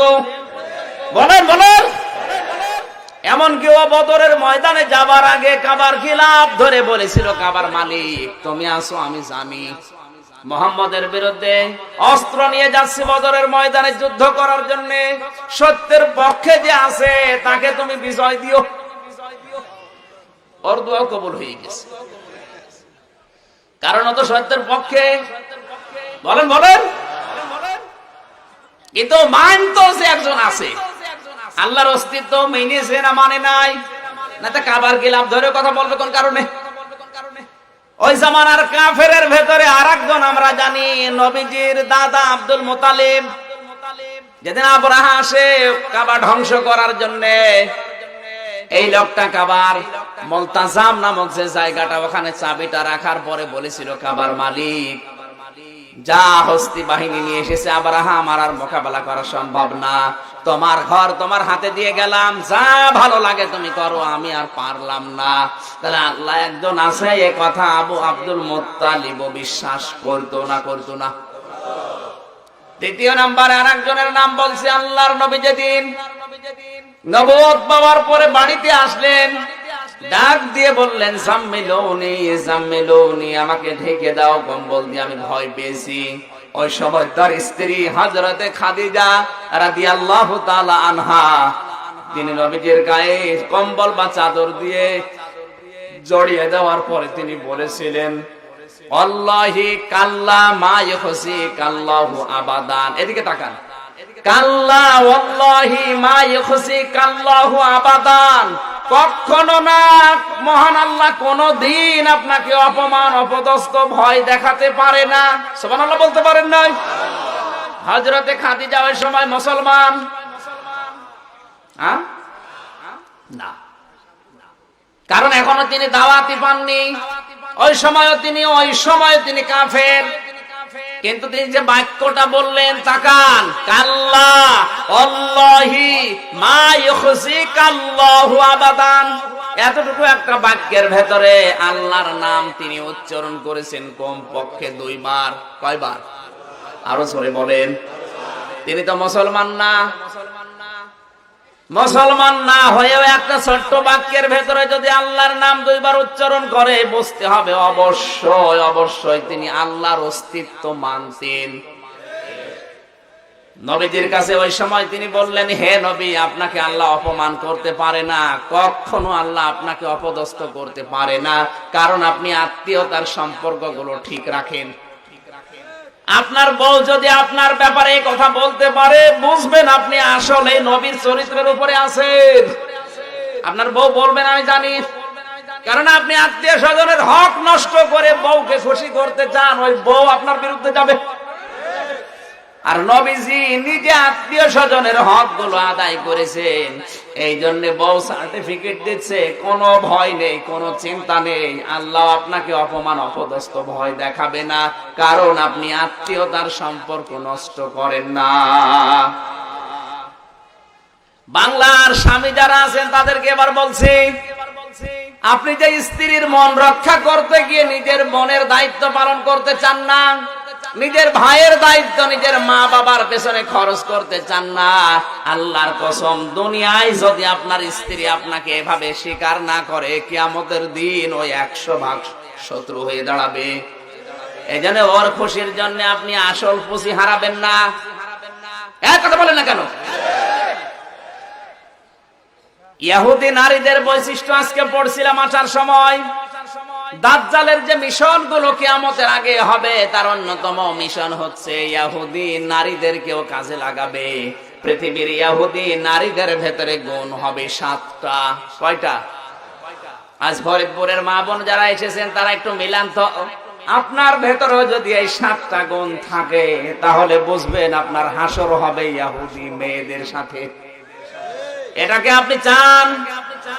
আপনি কি মহিলা? হ্যাঁ বলছেন। যারা শুনছে ওদেরকে বলছে, ইহুদি মেয়েদের যে 7টি গুণ আমি হাদিস থেকে নিয়ে এসেছি, আল্লাহর নবী বলেন কিয়ামতের আগে দাজ্জালের মিশনের ভেতরে থাকবে ইহুদি মেয়েরা, ওরা ওদেরকে দিয়ে 7টা কাজ দুনিয়ায় করাবে। তার 1 নম্বরে হবে আন্নানা। কি বললাম? আন্নানা মানে আমার জন্য খরচ করো, আমাকে দাও, আর কারোর জন্য দরকার নেই, এরকম মহিলা দেশে নেই। স্বামী তো এই কাজ করতে গিয়ে ওর সব হারায়, ওর মা বাপকে হারায়, ওর বোনকে হারায়, ওর ভাইকে হারায়, তাহলে আমাকে দাও, আমার জন্য করো।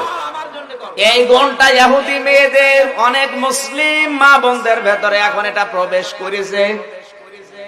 কার কার বর ভেতরে এই গুণ আছে হাত তোলেন তো। 1-2 জন শুধু।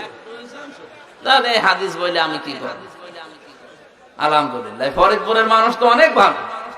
আপনারা নিজেরা খারাপ না, বাড়ির লোকগুলো ভালো আছে। এবার 2 নাম্বারটা দেখেন তো।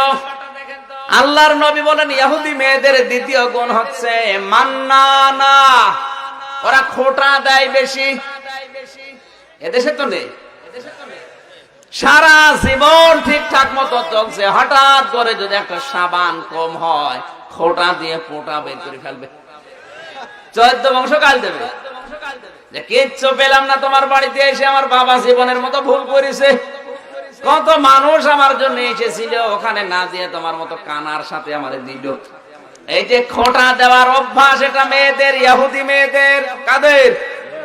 আপনি একটু মেলান, আপনার বর ভেতরে কি আছে? তাহলে আপনি কি নিয়ে সংসার করছেন? 3 নম্বরে নবীজি বলেন ইহুদি মেয়েদের গুণ হচ্ছে হান্নানা। কি বললাম? হান্নানা শব্দের শাব্দিক অর্থ হচ্ছে নিজে তো স্বামীর খেদমত করে না, আরো স্বামীকে দিয়ে খেদমত করায়। এটা এই দেশে নেই।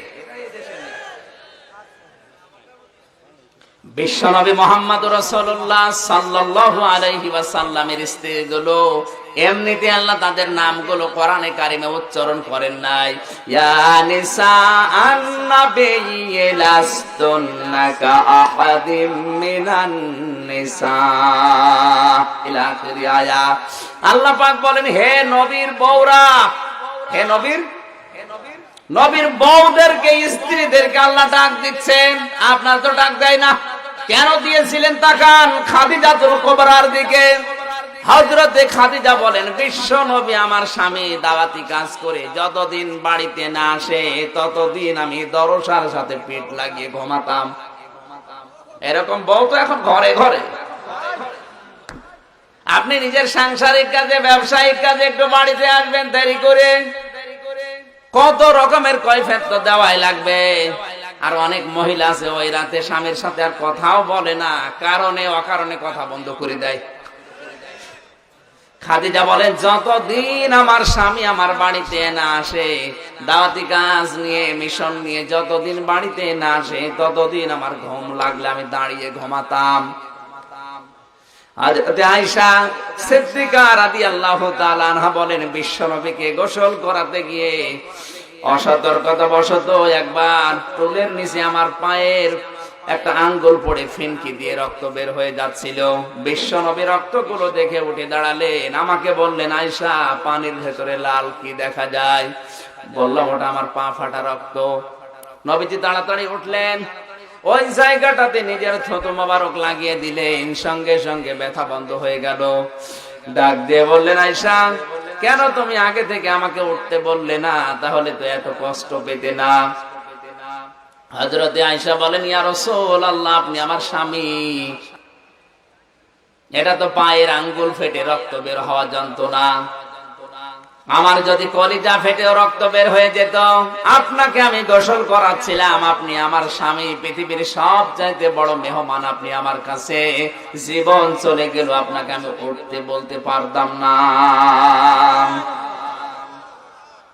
ইহুদি মেয়েদের ভেতরে এই গুণটা নেই, ওরা স্বামীকে দিয়ে আরো নিজেরা খেদমত নেয়। আল্লাহর নবী বলেন, দাজ্জালের মিশনের ভেতরে অন্যতম মিশন এটা, ওরা হাতিয়ার হিসাবে ব্যবহার করা মেয়েদেরকে। এই 3 নম্বরে ইহুদি মেয়েদের গুণ হচ্ছে ওরা স্বামীকে দিয়ে নিজের খেদমত করায়, খেদমত করে না। জোরে বলেন নাউজুবিল্লাহ।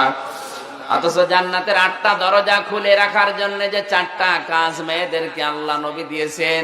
1 নম্বরে 5 ওয়াক্ত নামাজ, রমজানের রোজা, নিজের শরীরকে হেফাজত করা, আর স্বামী থাকলে খেদমত করে তার খুশি করা। আল্লাহ আমাদের মেয়েদেরকে 4টা গুণে গুণান্বিত হওয়ার তৌফিক দিন। জোরে বলেন আমিন। 4 নম্বরে আমি পেয়েছি ইহুদি মেয়েদের গুণ ছিল কান্নানা। কান্নানা শব্দের শাব্দিক অর্থ হচ্ছে অহংকারিনী। মাঝে মাঝে নিজের বংশ নিয়ে অহংকার করে স্বামীর সামনে, চেনো আমারে, আমি চেয়ারম্যানের মেয়ে। এ চেয়ারম্যান না, এরকম চেয়ারম্যান দেশে নেই। আমার ভাই মস্তান, চেনো তো না আমারে। এই যে স্বামীর সামনে আপনি দাম বাড়ান, স্বামীকে অহংকার দেখান, এই গুণ কিন্তু আপনার না, এই গুণ হচ্ছে ইহুদি মেয়েদের। যদি এটা চলে আসে, বুঝবেন আপনি ওই ইহুদি মেয়েদের মতো হয়ে গেছেন। আপনি নামাজ পড়েন, তাতে কি হয়েছে? এই মুহূর্তে যদি চেয়ারম্যান বাড়িতে গিয়ে দেখে ওনার বউ ওনাকে গালি দিচ্ছে, যে কুকুরের বাচ্চা, ওনার ভালো লাগবে? এই বলেন, উনি যদি জ্ঞানী মানুষ হয় ভালো লাগবে না, আবার খারাপও লাগবে না। কারণ চিন্তা করবে কি, এটা শিক্ষিতা মেয়ে, বংশীয় ঘরের মেয়ে, একটা আলেম বিয়ে করলাম আমি, আর আমার আজকে গালি দেয় কুকুরের বাচ্চা বলে, অবশ্যই একে জিনে ধরেছে। কি কথা বলে না কেন? ও স্বাভাবিক আর মেয়ে ওরে জিনে ধরেছে, এই জন্য উল্টা পাল্টা কথা বলছে। তাছাড়া গালি দেওয়ার তো কথা না। যে মেয়েটা কোনোদিন আমার সামনে মাথা তুলে কথা বলে না, সে আমারে গালি দেয়, অবশ্যই তারে আরো জোরে।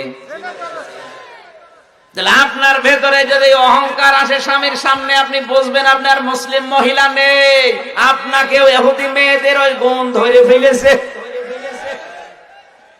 5 নম্বরে নবীজি বলেন হাদ্দাকা। হাদ্দাকা শব্দের শাব্দিক অর্থ হচ্ছে স্বামীর পছন্দের গুরুত্ব না দেওয়া। স্বামী যেটা পছন্দ করে ওইটা সে পছন্দ করে না। আজ বাংলাদেশে প্রতিটি স্বামী চায় বা পছন্দ করে যে বিয়ের পরে যেন আমার মা বাবা আমার সাথে থাকে। এটা চাই না? কোন কোন স্বামী চান? হাত তোলেন তো, তোলেন। আলহামদুলিল্লাহ। মাহফিলের সভাপতি সহ যত স্বামী অন্তত আছে, হ্যাঁ কিছু বউকে একেবারে 100 ভাগ ভয় পায়, ওইটা বাদ দিলাম। অন্তত স্বামী যারা হাত তুলেছে, মা বোনেরা পর্দার আড়াল থেকে ভিডিও ক্যামেরায় দেখেন, প্রত্যেকটা স্বামী আমার মনে হয় চাই যে বিয়ের পরে যেন আমার মা আর বাবা আমার সাথে থাকে। কথা বলা লাগবে। 100 ভাগের 98টা মহিলা এটা পছন্দও করে না, এটা চায়ও না। এখন কি মুসলিম মেয়েদের না ইহুদি মহিলাদের? কোন কারণে আপনি এটা চান না বলেন তো? আপনার স্বামী পছন্দ করে যেটা জায়েজ কাজ, কোন কারণে আপনি এটা পছন্দ করেন না? আপনার ক্ষতি হয়ে যাচ্ছে, দুনিয়ায় লস হয়ে যাচ্ছে, অথচ এই লোকটাকে মানুষ করতে গিয়ে ওর মার বাবার 25 থেকে 30 বছর বিনা স্বার্থে শ্রম দেওয়া লেগেছে। কথা বলে না কেন? সম্মানিত মা বোনেরা, নিজেদের কপালে নিজে আগুন লাগাবেন না। আপনাদেরকে আমি ভালোবাসি, মন থেকে বলছি আপনাদের ভালোবাসি। আমি দেখতে পাচ্ছি আপনি জাহান্নামের দিকে যাচ্ছেন, এখনই থেমে যান। স্বামী যেটা পছন্দ করে এই মুহূর্তে ওটা জায়েজ যদি হয় আপনাকে পছন্দ করা লাগবে। আজ হাজারো পরিবারে মা বাবার কোনো স্থান নেই, একটা ঘরে থাকবে সে ঘরও নেই, আরো বের করে দেয়। এমনকি এই দেশের ঘটনা, মা বাবাকে ধরে মারে বড় কথা মতো, এরকম পুরুষও আছে। একবার রাঙ্গামাটি থেকে আসছিলাম, লংগদু থেকে, এক কলেজের অধ্যাপক, মানে বিসিএস ক্যাডার, সরকারি কলেজের অধ্যাপক। উনি ওনার মাকে বৃদ্ধাশ্রমে রেখে গেছে 3 মাস আগে। কর্তৃপক্ষ আমার বলছে, হুজুর বৃদ্ধাশ্রম দেখবেন, চলেন যাই। যে দেখি ওই অধ্যাপক বসে বসে কাঁদছে মায়ের হাত ধরে। মা বলছে, বাবারে, আমি তখন আমার এই মাথার উপরে যে ফ্যান আছে এই ফ্যানটা তুই পাল্টিয়ে নতুন ফ্যান লাগিয়ে দিবি। ছেলে বলছে, মা গো তুমি তো মারাই যাবে, তখন আবার ফ্যান কি হবে, নতুন ফ্যান। মা চোখের পানি ফেলে দিয়ে বলছে, সন্তান আমি আজ 3 মাস এখানে আছি, এই ফ্যানটা ঘোরে না। আমি বারবার বলেছিলাম কর্তৃপক্ষকে, ওরা আমার কথাও শোনে না।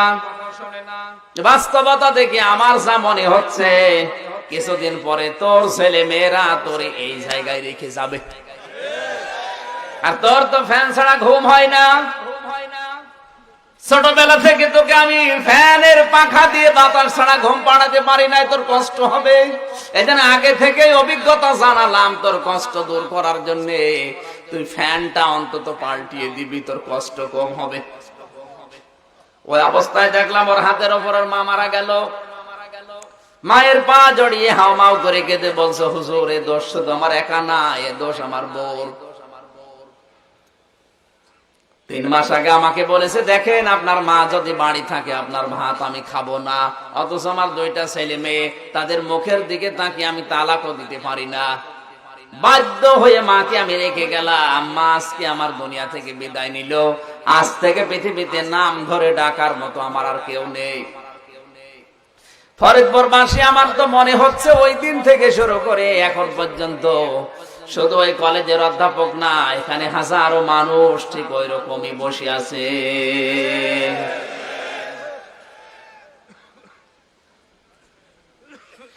সম্মানিত মা বোনেরা, শুধু নামাজ পড়লে, রোজা রাখলে আর কালো বোরকা পড়লে যদি আল্লাহ জান্নাত দিয়ে দিত, তাহলে এই হাদিসগুলো নবীজি বলতেন না। স্বামী যেটা পছন্দ করে ওইটা আপনাকে পছন্দ করা লাগবে। ও পছন্দ করছে যে ওর মা বাবার সাথে থাকলে ওর আনন্দ লাগে, ভালো লাগে। আপনার কি হয়েছে?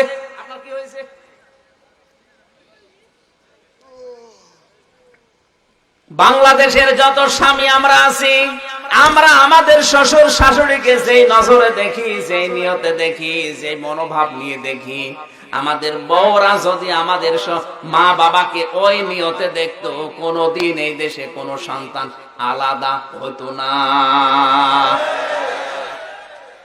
আমি জানি আগামী বছর থেকে মেয়েরাই নাকি বলবে, হুজুর যেন না আসে, আমার আসার দরকারও নেই, আপনি মেনে চলেন।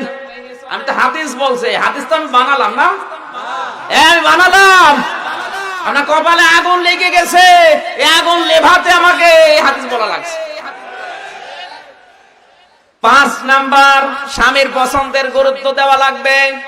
কষ্ট করে একটা জিনিস যদি নিয়ে আসে, পছন্দ তো করেই না, রোখটা দেয়, তোমার চোখ না ঢেলা। এত কিছু মানুষ পছন্দ করি, আর এত পছন্দ নেই। তা আমার যদি পছন্দ না থাকে তো তুমি কি? তোমারে তো আমি পছন্দ করে নিয়ে আসলাম, আমার যদি কোনো পছন্দই না থাকে তুমি 2 নাম্বার।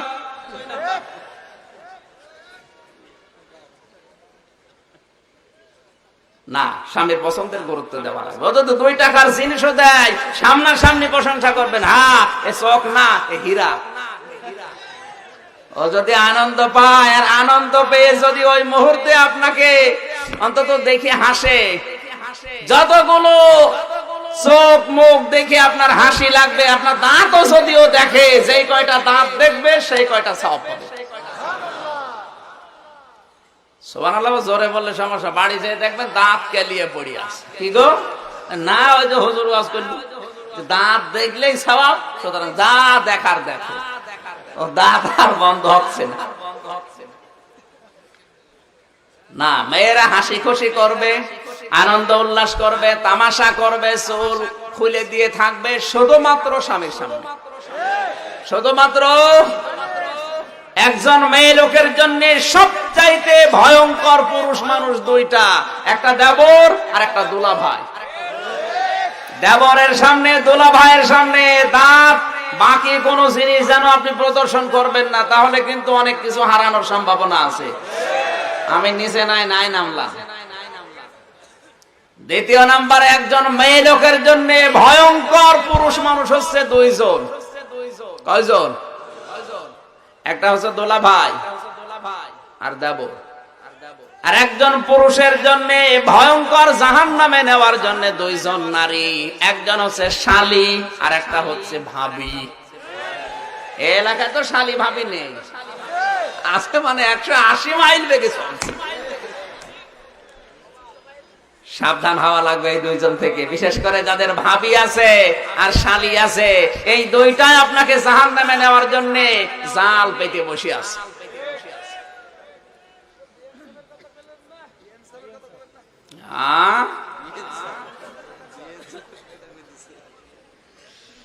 মা বোনদের আলোচনা যেহেতু চলছে, সম্মানিতা মা বোনদেরকে বলছি, স্বামীর পছন্দের গুরুত্ব দেবেন।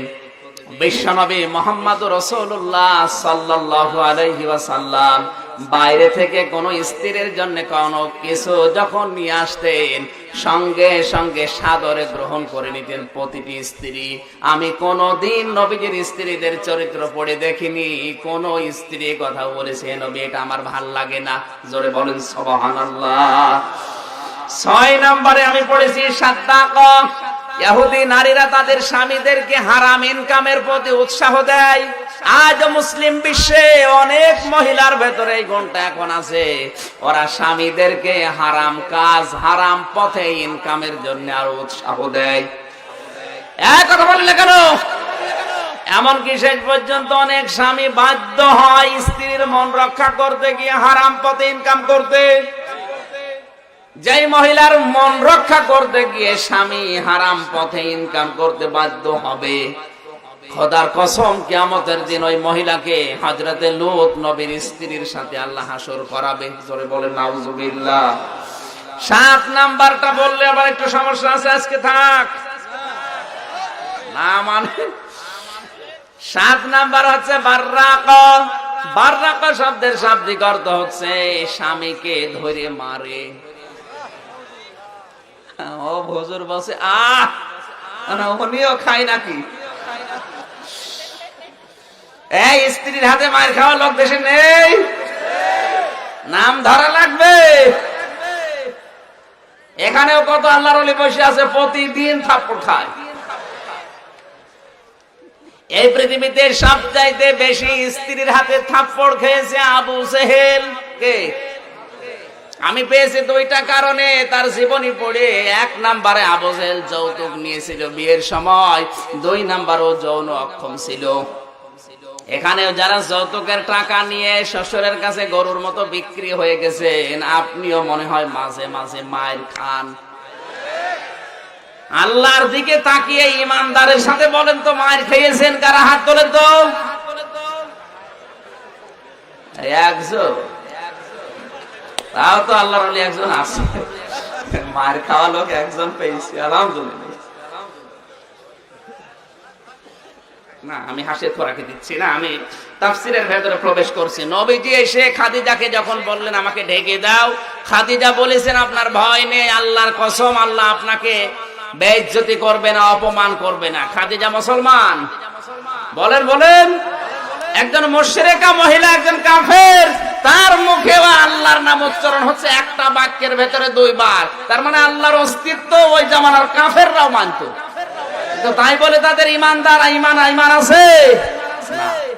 এবার আমি একটা একটা করে যে 4টা শর্ত বলেছিলাম, কামা হুয়া, আমি এমন আল্লাহর উপরে ঈমান এনেছি যার শুধু অস্তিত্ব আছে তা না, বিআসমাইহি, যার নামও আছে। কি আছে? বলেন না। আমরা এমন আল্লাহকে বিশ্বাস করি, ঈমান আনি যার শুধু অস্তিত্ব আছে তা না, কি আছে? নাম আছে। জোরে বলেন। অন্য ধর্মে যারা আছে তাদেরকে জিজ্ঞাসা করেন, তোমরা যাদেরকে বিশ্বাস করো, পূজা করো, তাদের অস্তিত্ব আছে? ওরা বলবে হ্যাঁ আছে। তাদের নাম আছে? ওরা বলবে হ্যাঁ আছে। নাম নেই? এই যে দুর্গা, হবল, উজ্জা, লাত, মানাত, বিভিন্ন নাম তারা দেয়, কালী, এগুলো তাদের দেবতার, তাদের ভগবানের নাম। তাহলে আমাদের আল্লাহর নাম আছে, তাদেরও ভগবানের নাম আছে, মিলে গেছে। 3 নম্বরে, আমরা এমন আল্লাহর প্রতি ঈমান এনেছি, বিআসমাইহি ওয়া সিফাতিহি, যার শুধু নাম আছে তা না, ওই নামের গুণাগুণ আছে। এই কথা বলে না কেন? আল্লাহর নামের গুণাগুণ আছে না নেই? আমার আল্লাহর নাম হচ্ছে রব। কি? ওনাদেরও দেবতার নাম আছে, যেমন কালী, দুর্গা। আমাদের রব নামটা তিনি নিয়ে বসে আছে তা না, রব নামের কার্যকারিতা, গুণাবলী। বলেন না কেন? দুর্গা, এই নাম নিয়ে যিনি আছে, ও দুর্গার গুণাবলী, কার্যকারিতা নেই। তার বাস্তব প্রমাণ হচ্ছে দুর্গা, ওদের বিশ্বাস হচ্ছে ফসলে বরকত দেয়। দুর্গা আপনি ফসলের ভেতরে বসিয়ে রাখবেন, ফসল সহ চুরি হয়ে যাবে। ওই নাম আছে, কিন্তু নামের কোনো গুণাগুণ। এবার আমি একটা একটা করে আমার আল্লাহর নামের গুণাগুণ গুলো বলছি, আপনি মিলান। আল্লাহর নাম কয়টা? আল্লাহর নাম 5099টা তো কায়দায়। তাফসিরে মাজহারিতে আল্লামা সানাউল্লাহ পানিপতি রহমাতুল্লাহ আলাইহি লিখেছেন, আমার আল্লাহর নাম হচ্ছে 5000। তাওরাতে 1000 আছে, জাব্বুরে 1000 আছে, ইনজিলে আছে 1000, লাউহে মাহফুজে আছে 1000, কোরআনে কারিমে আল্লাহ দিয়েছেন 1000। এই 5000 নামকে সামারাইজ করে আল্লাহ সারাংশ বানিয়েছেন বিসমিল্লাহির রহমানির রহিম। এই 3টা নামের ভেতরে আমার আল্লাহ সব নামকে লুকিয়ে রেখেছেন।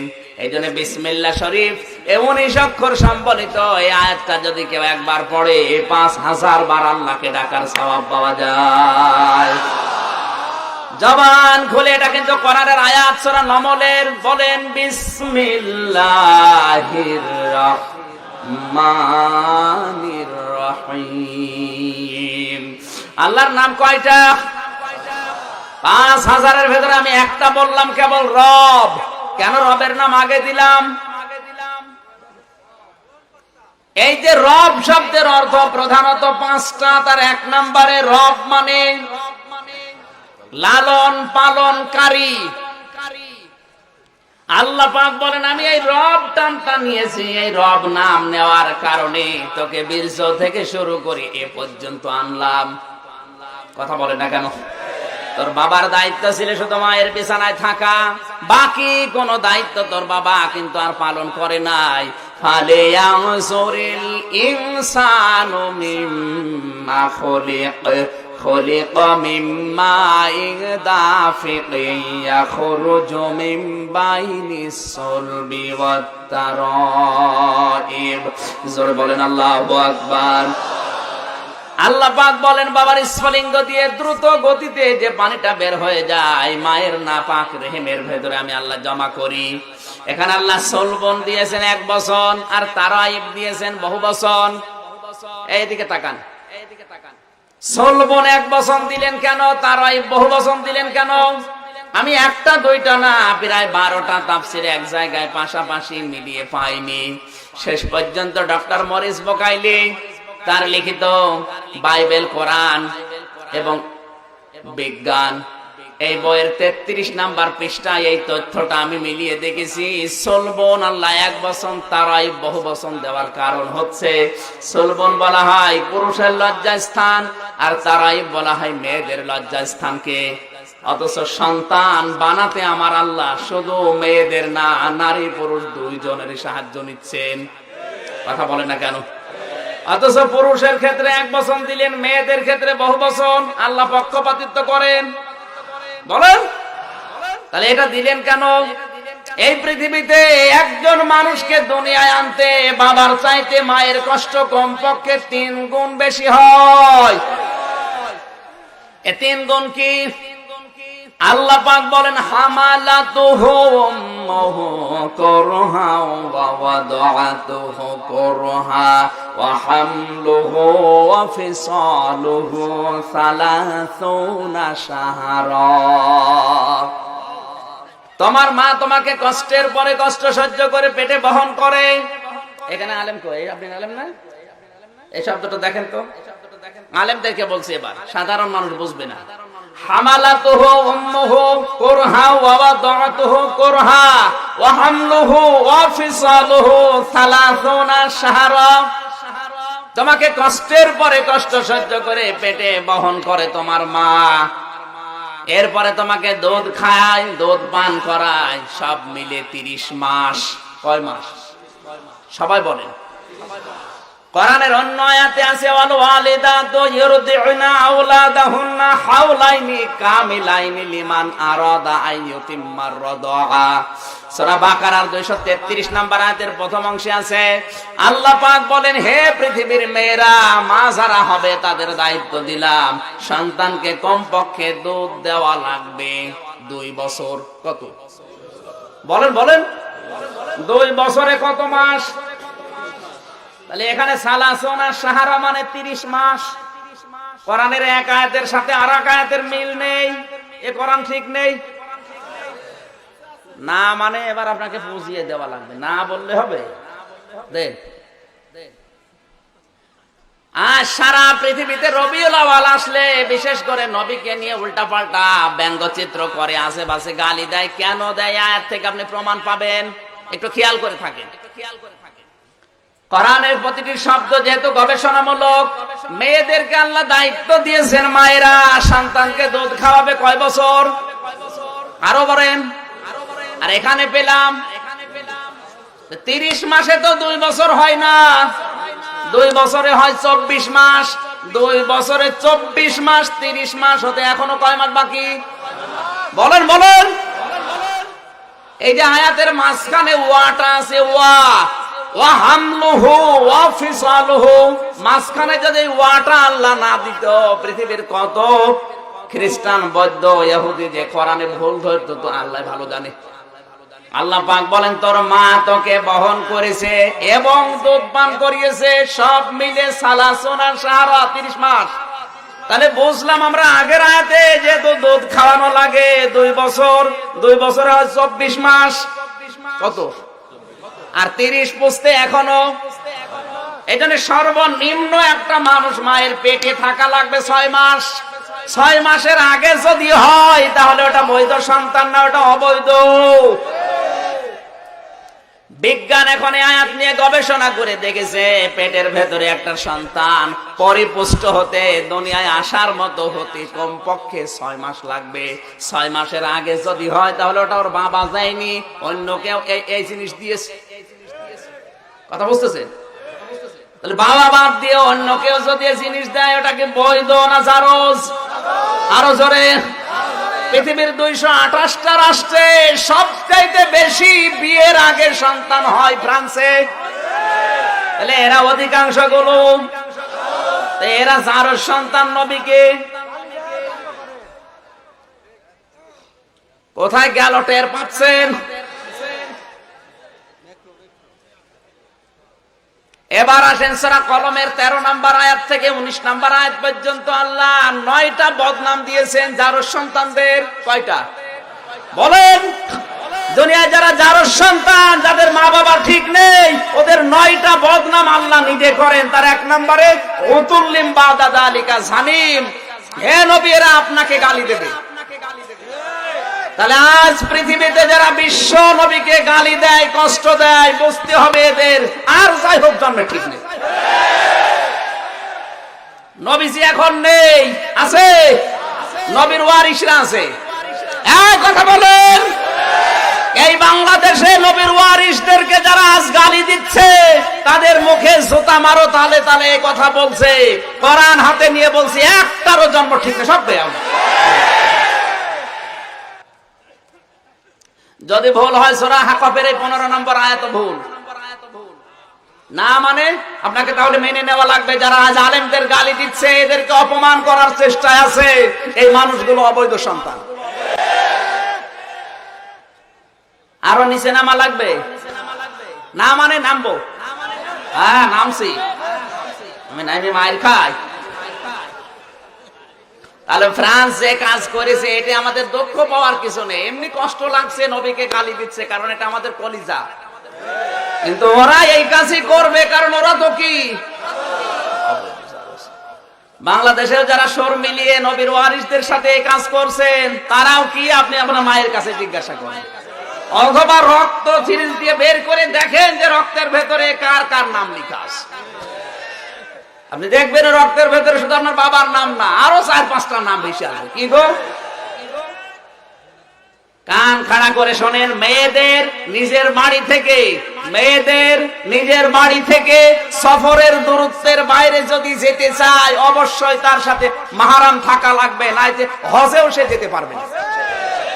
একটা মেয়ে লোক যদি নিজের বাড়ি থেকে 48 মাইলের উপরে যেতে চায় তার সাথে 14 জন পুরুষের যে কোনো একজন থাকা লাগবে। কয়জন? 14 জনের ভেতরে তার বাবা আছে, কথা বলেন না কেন, তার বড় ভাই আছে, তার ছেলে আছে, তার জামাই আছে, এরকম 14 জন যাদের সাথে বিবাহ করা তার জন্য হারাম। আর আরেকজন আছে স্বামী, এই কয়জনের একজনও নেই সাথে, ওই মহিলার উপর যদি হজ ও ফরজ হয় ওর হজ করা দরকার নেই। আর বাংলাদেশে যারা রাজনীতি করে, আমি কোন দলকে ইন্ডিকেট করে বলছি না, কোরআনের দিকে তাকিয়ে বলছি, বাংলাদেশে অনেক রাজনৈতিক দলের নেতা নেত্রী আছে, 48 মাইল না 248 মাইল চলে যাচ্ছে, সাথে কেউ নেই। এই যে আপনি 248 মাইল চলে গেলেন, এখান থেকে মনে করেন সেই কোন জায়গার নাম বলবো, সিলেটে, হ্যাঁ বগুড়া, রাজনৈতিক মিটিং করে সাথে কেউ নেই, শুধু ওখানকার আল্লাহর ওলিরা আছে। কাজকর্ম করে চলে আসলেন, বছরে বছরে সন্তান হচ্ছে। কি গো, সন্তান জন্ম দিলাম আমি, আর চেহারা হয় নেতার মতো। আপনি কিছু মনে করেন না, এরকম হচ্ছে দেশে, সন্তান জন্ম দেয় নেতা, অথচ ওর মতো চেহারা হয় না, হচ্ছে সব ওই বগুড়ার মতো। এটি এমনি হয়, যাদের বাবার মতো চেহারা হয় না, মায়ের মতো হয় না, হয় ওই বগুড়ার মতো। বুঝবেন আপনার এই রক্তের ভেতরে আরো 4-5টা বগুড়া রংপুর আছে। ভাষা খারাপ করা ঠিক না, এই জন্য আমি খারাপ করলাম না। এরপরও যদি কেউ না বোঝার ভান করে থাকেন, এদিকে আসেন, ঝড়ি কোদাল দিয়ে বোঝাচ্ছে। এবার আসেন তো, আমার যে তথ্যটা বলার কথা ছিল নাকি শেষ করে দেব? আল্লাহ রাব্বুল আলামিন বলেন, বাবার স্ফুলিঙ্গ দিয়ে দ্রুত গতিতে এই পানিটা যখন বের হয়ে আসে, এই নাপাক পানি মায়ের রেহেমের ভেতরে জমা করার মাধ্যমে আমি 8টা জিনিস তৈরি করি। কয়টা? যারা ডাক্তার আছেন দেখবেন, জিজ্ঞাসা করে, বাবার বীর্য দিয়ে আল্লাহ বানায় চুল, রগ, হাড় আর পর্দা, আর মায়ের ওই রেহেমের ভেতরে যে নাপাক পানি আছে ওইটা দিয়ে আল্লাহ আরো 4টা জিনিস বানায়, রক্ত, গোশত, চর্বি আর চামড়া।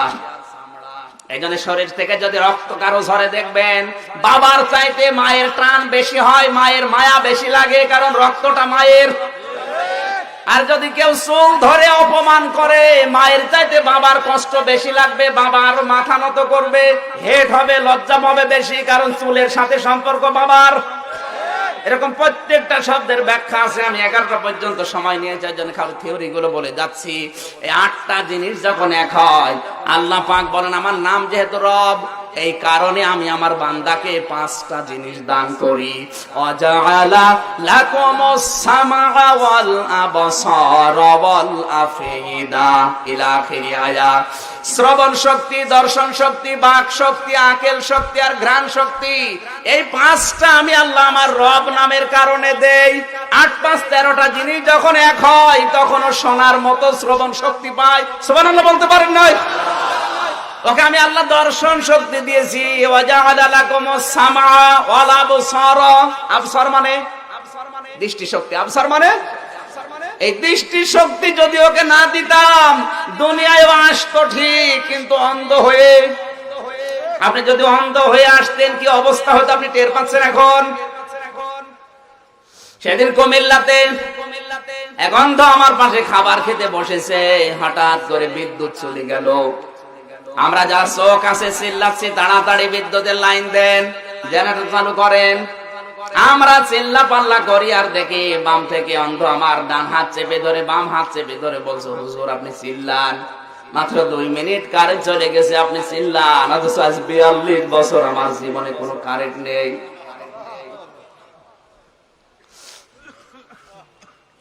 দুই মিনিটে আপনি চিল্লা পাল্লা করছেন, অথচ 42 বছর দুনিয়া কি আমি আজও দেখিনি। শুধু এতটুকুই না, আপনারা চোখওয়ালা মানুষ ঘুমিয়ে থাকলেও স্বপ্নে কিছু দেখতে পান, আর আমরা যারা অন্ধ তারা ঘুমিয়ে থাকলেও কিছু দেখি না, শুধু আওয়াজ শুনি। ওই দিন আমার মনে হচ্ছিল ওয়াজআলা লাকুমুস সামআ ওয়াল আবসারা, আল্লাহ যদি দয়া করে তার রব নামের খাতিরে আমাদেরকে এই দর্শন শক্তিটা না দিত, আমি আমির হামজাও দুনিয়ায় আসতাম অন্ধ হয়ে। কথা বলেন ঠিক কিনা? এক একটা শব্দের ভেতরে কত কথা যে লুকিয়ে আছে শুধু আল্লাহ জানে। যত গবেষণা করবেন তত বের হবে। আমরা কি একটা একটা করে চালাবো না শেষ করে দেব? চালালে তো আমি যাই 2টা 3টা পর্যন্ত পারবেন, কিন্তু মাইকটা আপনারা ভালো নেই, গলা ভেঙে যাচ্ছে। চা দিয়ে হবে না, চা খেলে গলা ভেঙে যাবে। কিন্তু বই আছে, যাওয়ার সময় বইগুলো নিয়ে যাবেন। আজকের এই আলোচনাটা আছে যে ঈমান আপনি কিভাবে আনবেন, আমি আগে লিখি, এরপরে আলোচনা করি। ওই বইটা নিয়ে যাবেন। এরপরে মুসলমান কখন কাফের হয়, এরপরে কোন আমল করলে কোন জান্নাতে যাবেন, ওগুলো লেখা আছে। যাওয়ার সময় নিয়ে যান, কাজে লাগবে। একটু জিকির করেন এখন। সুবহানাল্লাহ। চা তো ঠান্ডা, এটা কিছু হবে বলি করা যাচ্ছে এটা।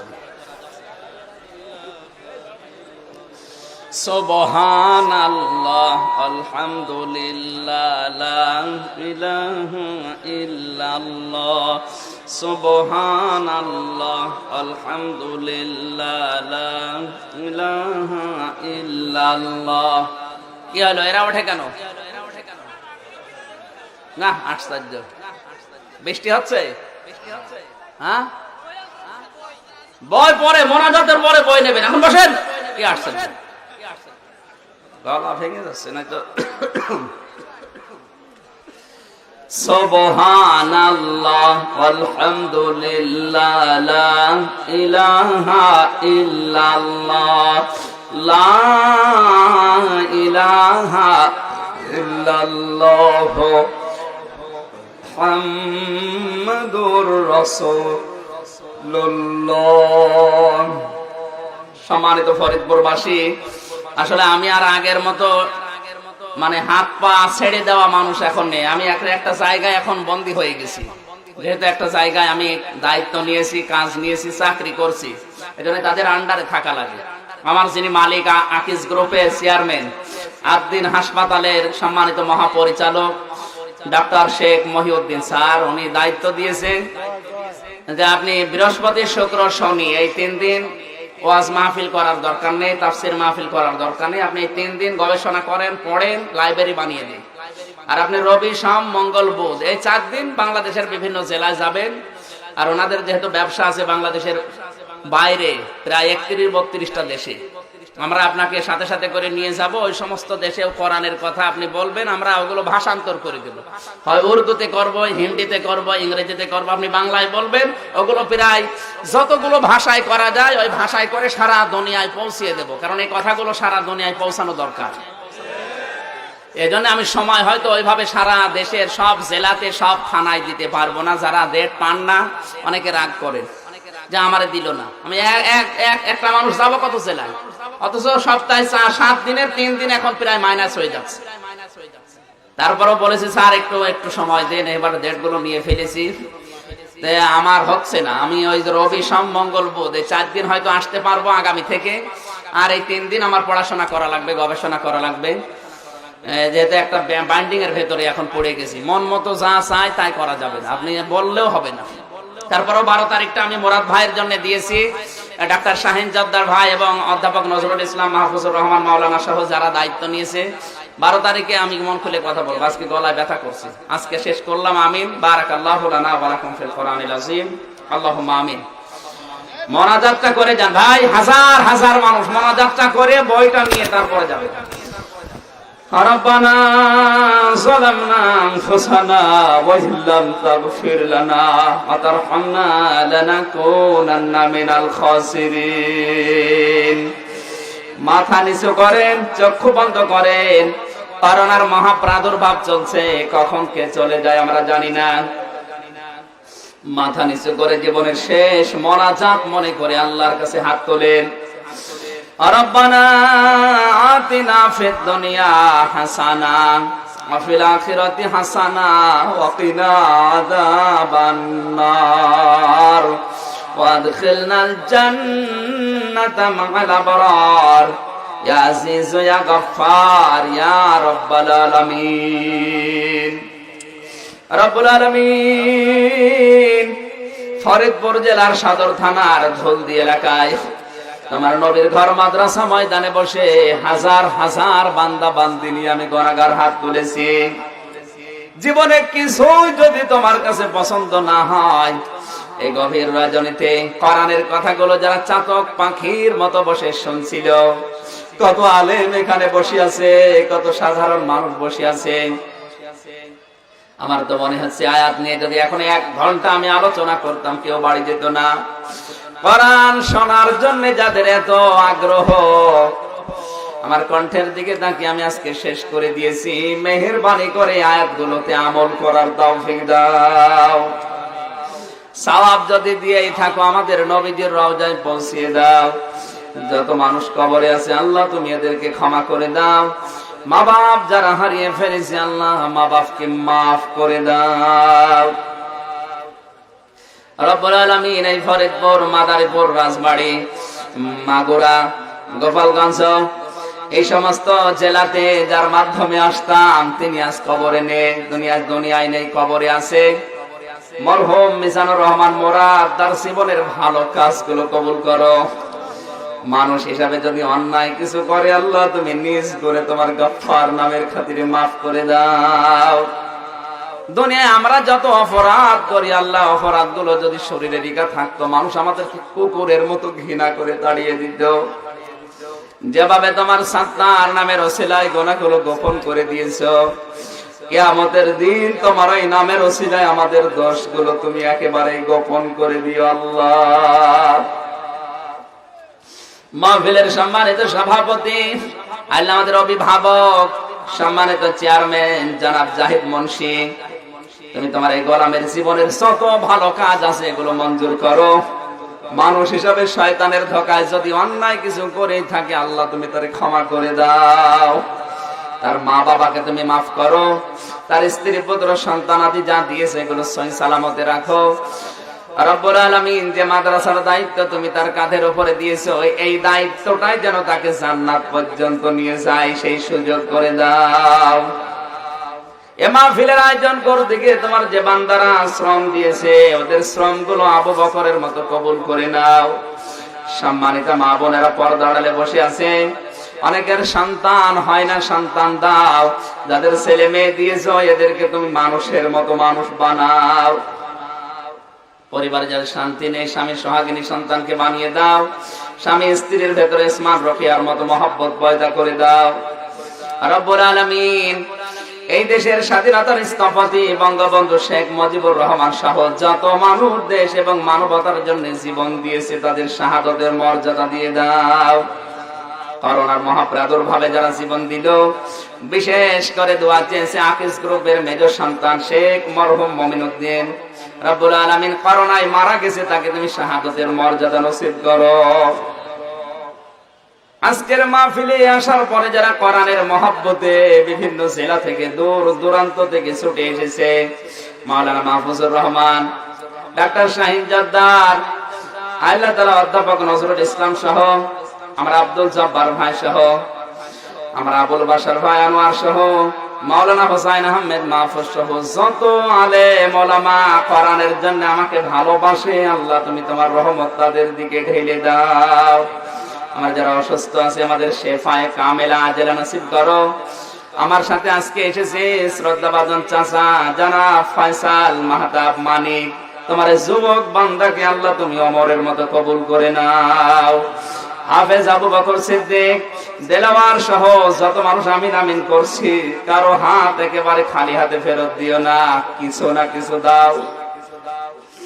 তুমি নিজেই জানিয়েছো আল্লাহুল গনি ওয়া আনতুমুল ফুকারা, তোরা সবাই ফকির, আমি আল্লাহ শুধু ধনী। ফকির হয়ে তোমার মতো ধনী মালিকের কাছে আমরা হাত তুলেছি, আমাদেরকে একেবারে ফেরত দিও না। মাথা নিচু করেন। মনের ভেতরে যার যে কামনা বাসনা আছে, জায়েজ আশাগুলো বলেন।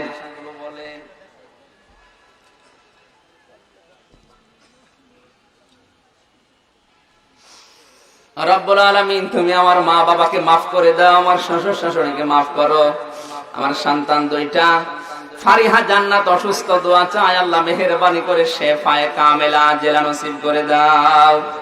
মাওলানা হোসাইনকে তুমি যে সন্তান দিয়েছো ফাতেমাতুজ জোহরার মতো বানিয়ে দাও। আগামীতে এই মাহফিলটা কোরআনের প্রচারের জন্য আরো বিশাল আকারে তুমি কবুল করো আল্লাহ। মনের ভেতরে যার যে কামনা বাসনা আছে আমাদের জায়েজ আশাগুলো পূর্ণ করে দাও। সুবহানা রাব্বিকা রাব্বিল ইজ্জাতি আম্মা ইয়াসিফুন। আল্লাহ তাআলা এই ফরিদপুরে আসলে তোমার এক ছোট্ট বান্দা বুকে জড়িয়ে নিত, বুকের ভেতরে এসে থাকতো মরহুম মঈনুল ইসলাম। তার বাড়ি যদিও গোপালগঞ্জ জেলায় থাকতো, সে ফরিদপুরে, তোমার ওই ছোট্ট বান্দাকে কবরে জান্নাত দিয়ে দাও। বারাকাল্লাহু লানা ওয়া লাকুম ফিল কোরআনিল আযীম। আলহামদুলিল্লাহি রাব্বিল আলামিন। যখনই মরণ আসবে আজরাইলকে দেখেই যেন পড়তে পারি লা ইলাহা ইল্লাল্লাহু মুহাম্মাদুর রাসূলুল্লাহ।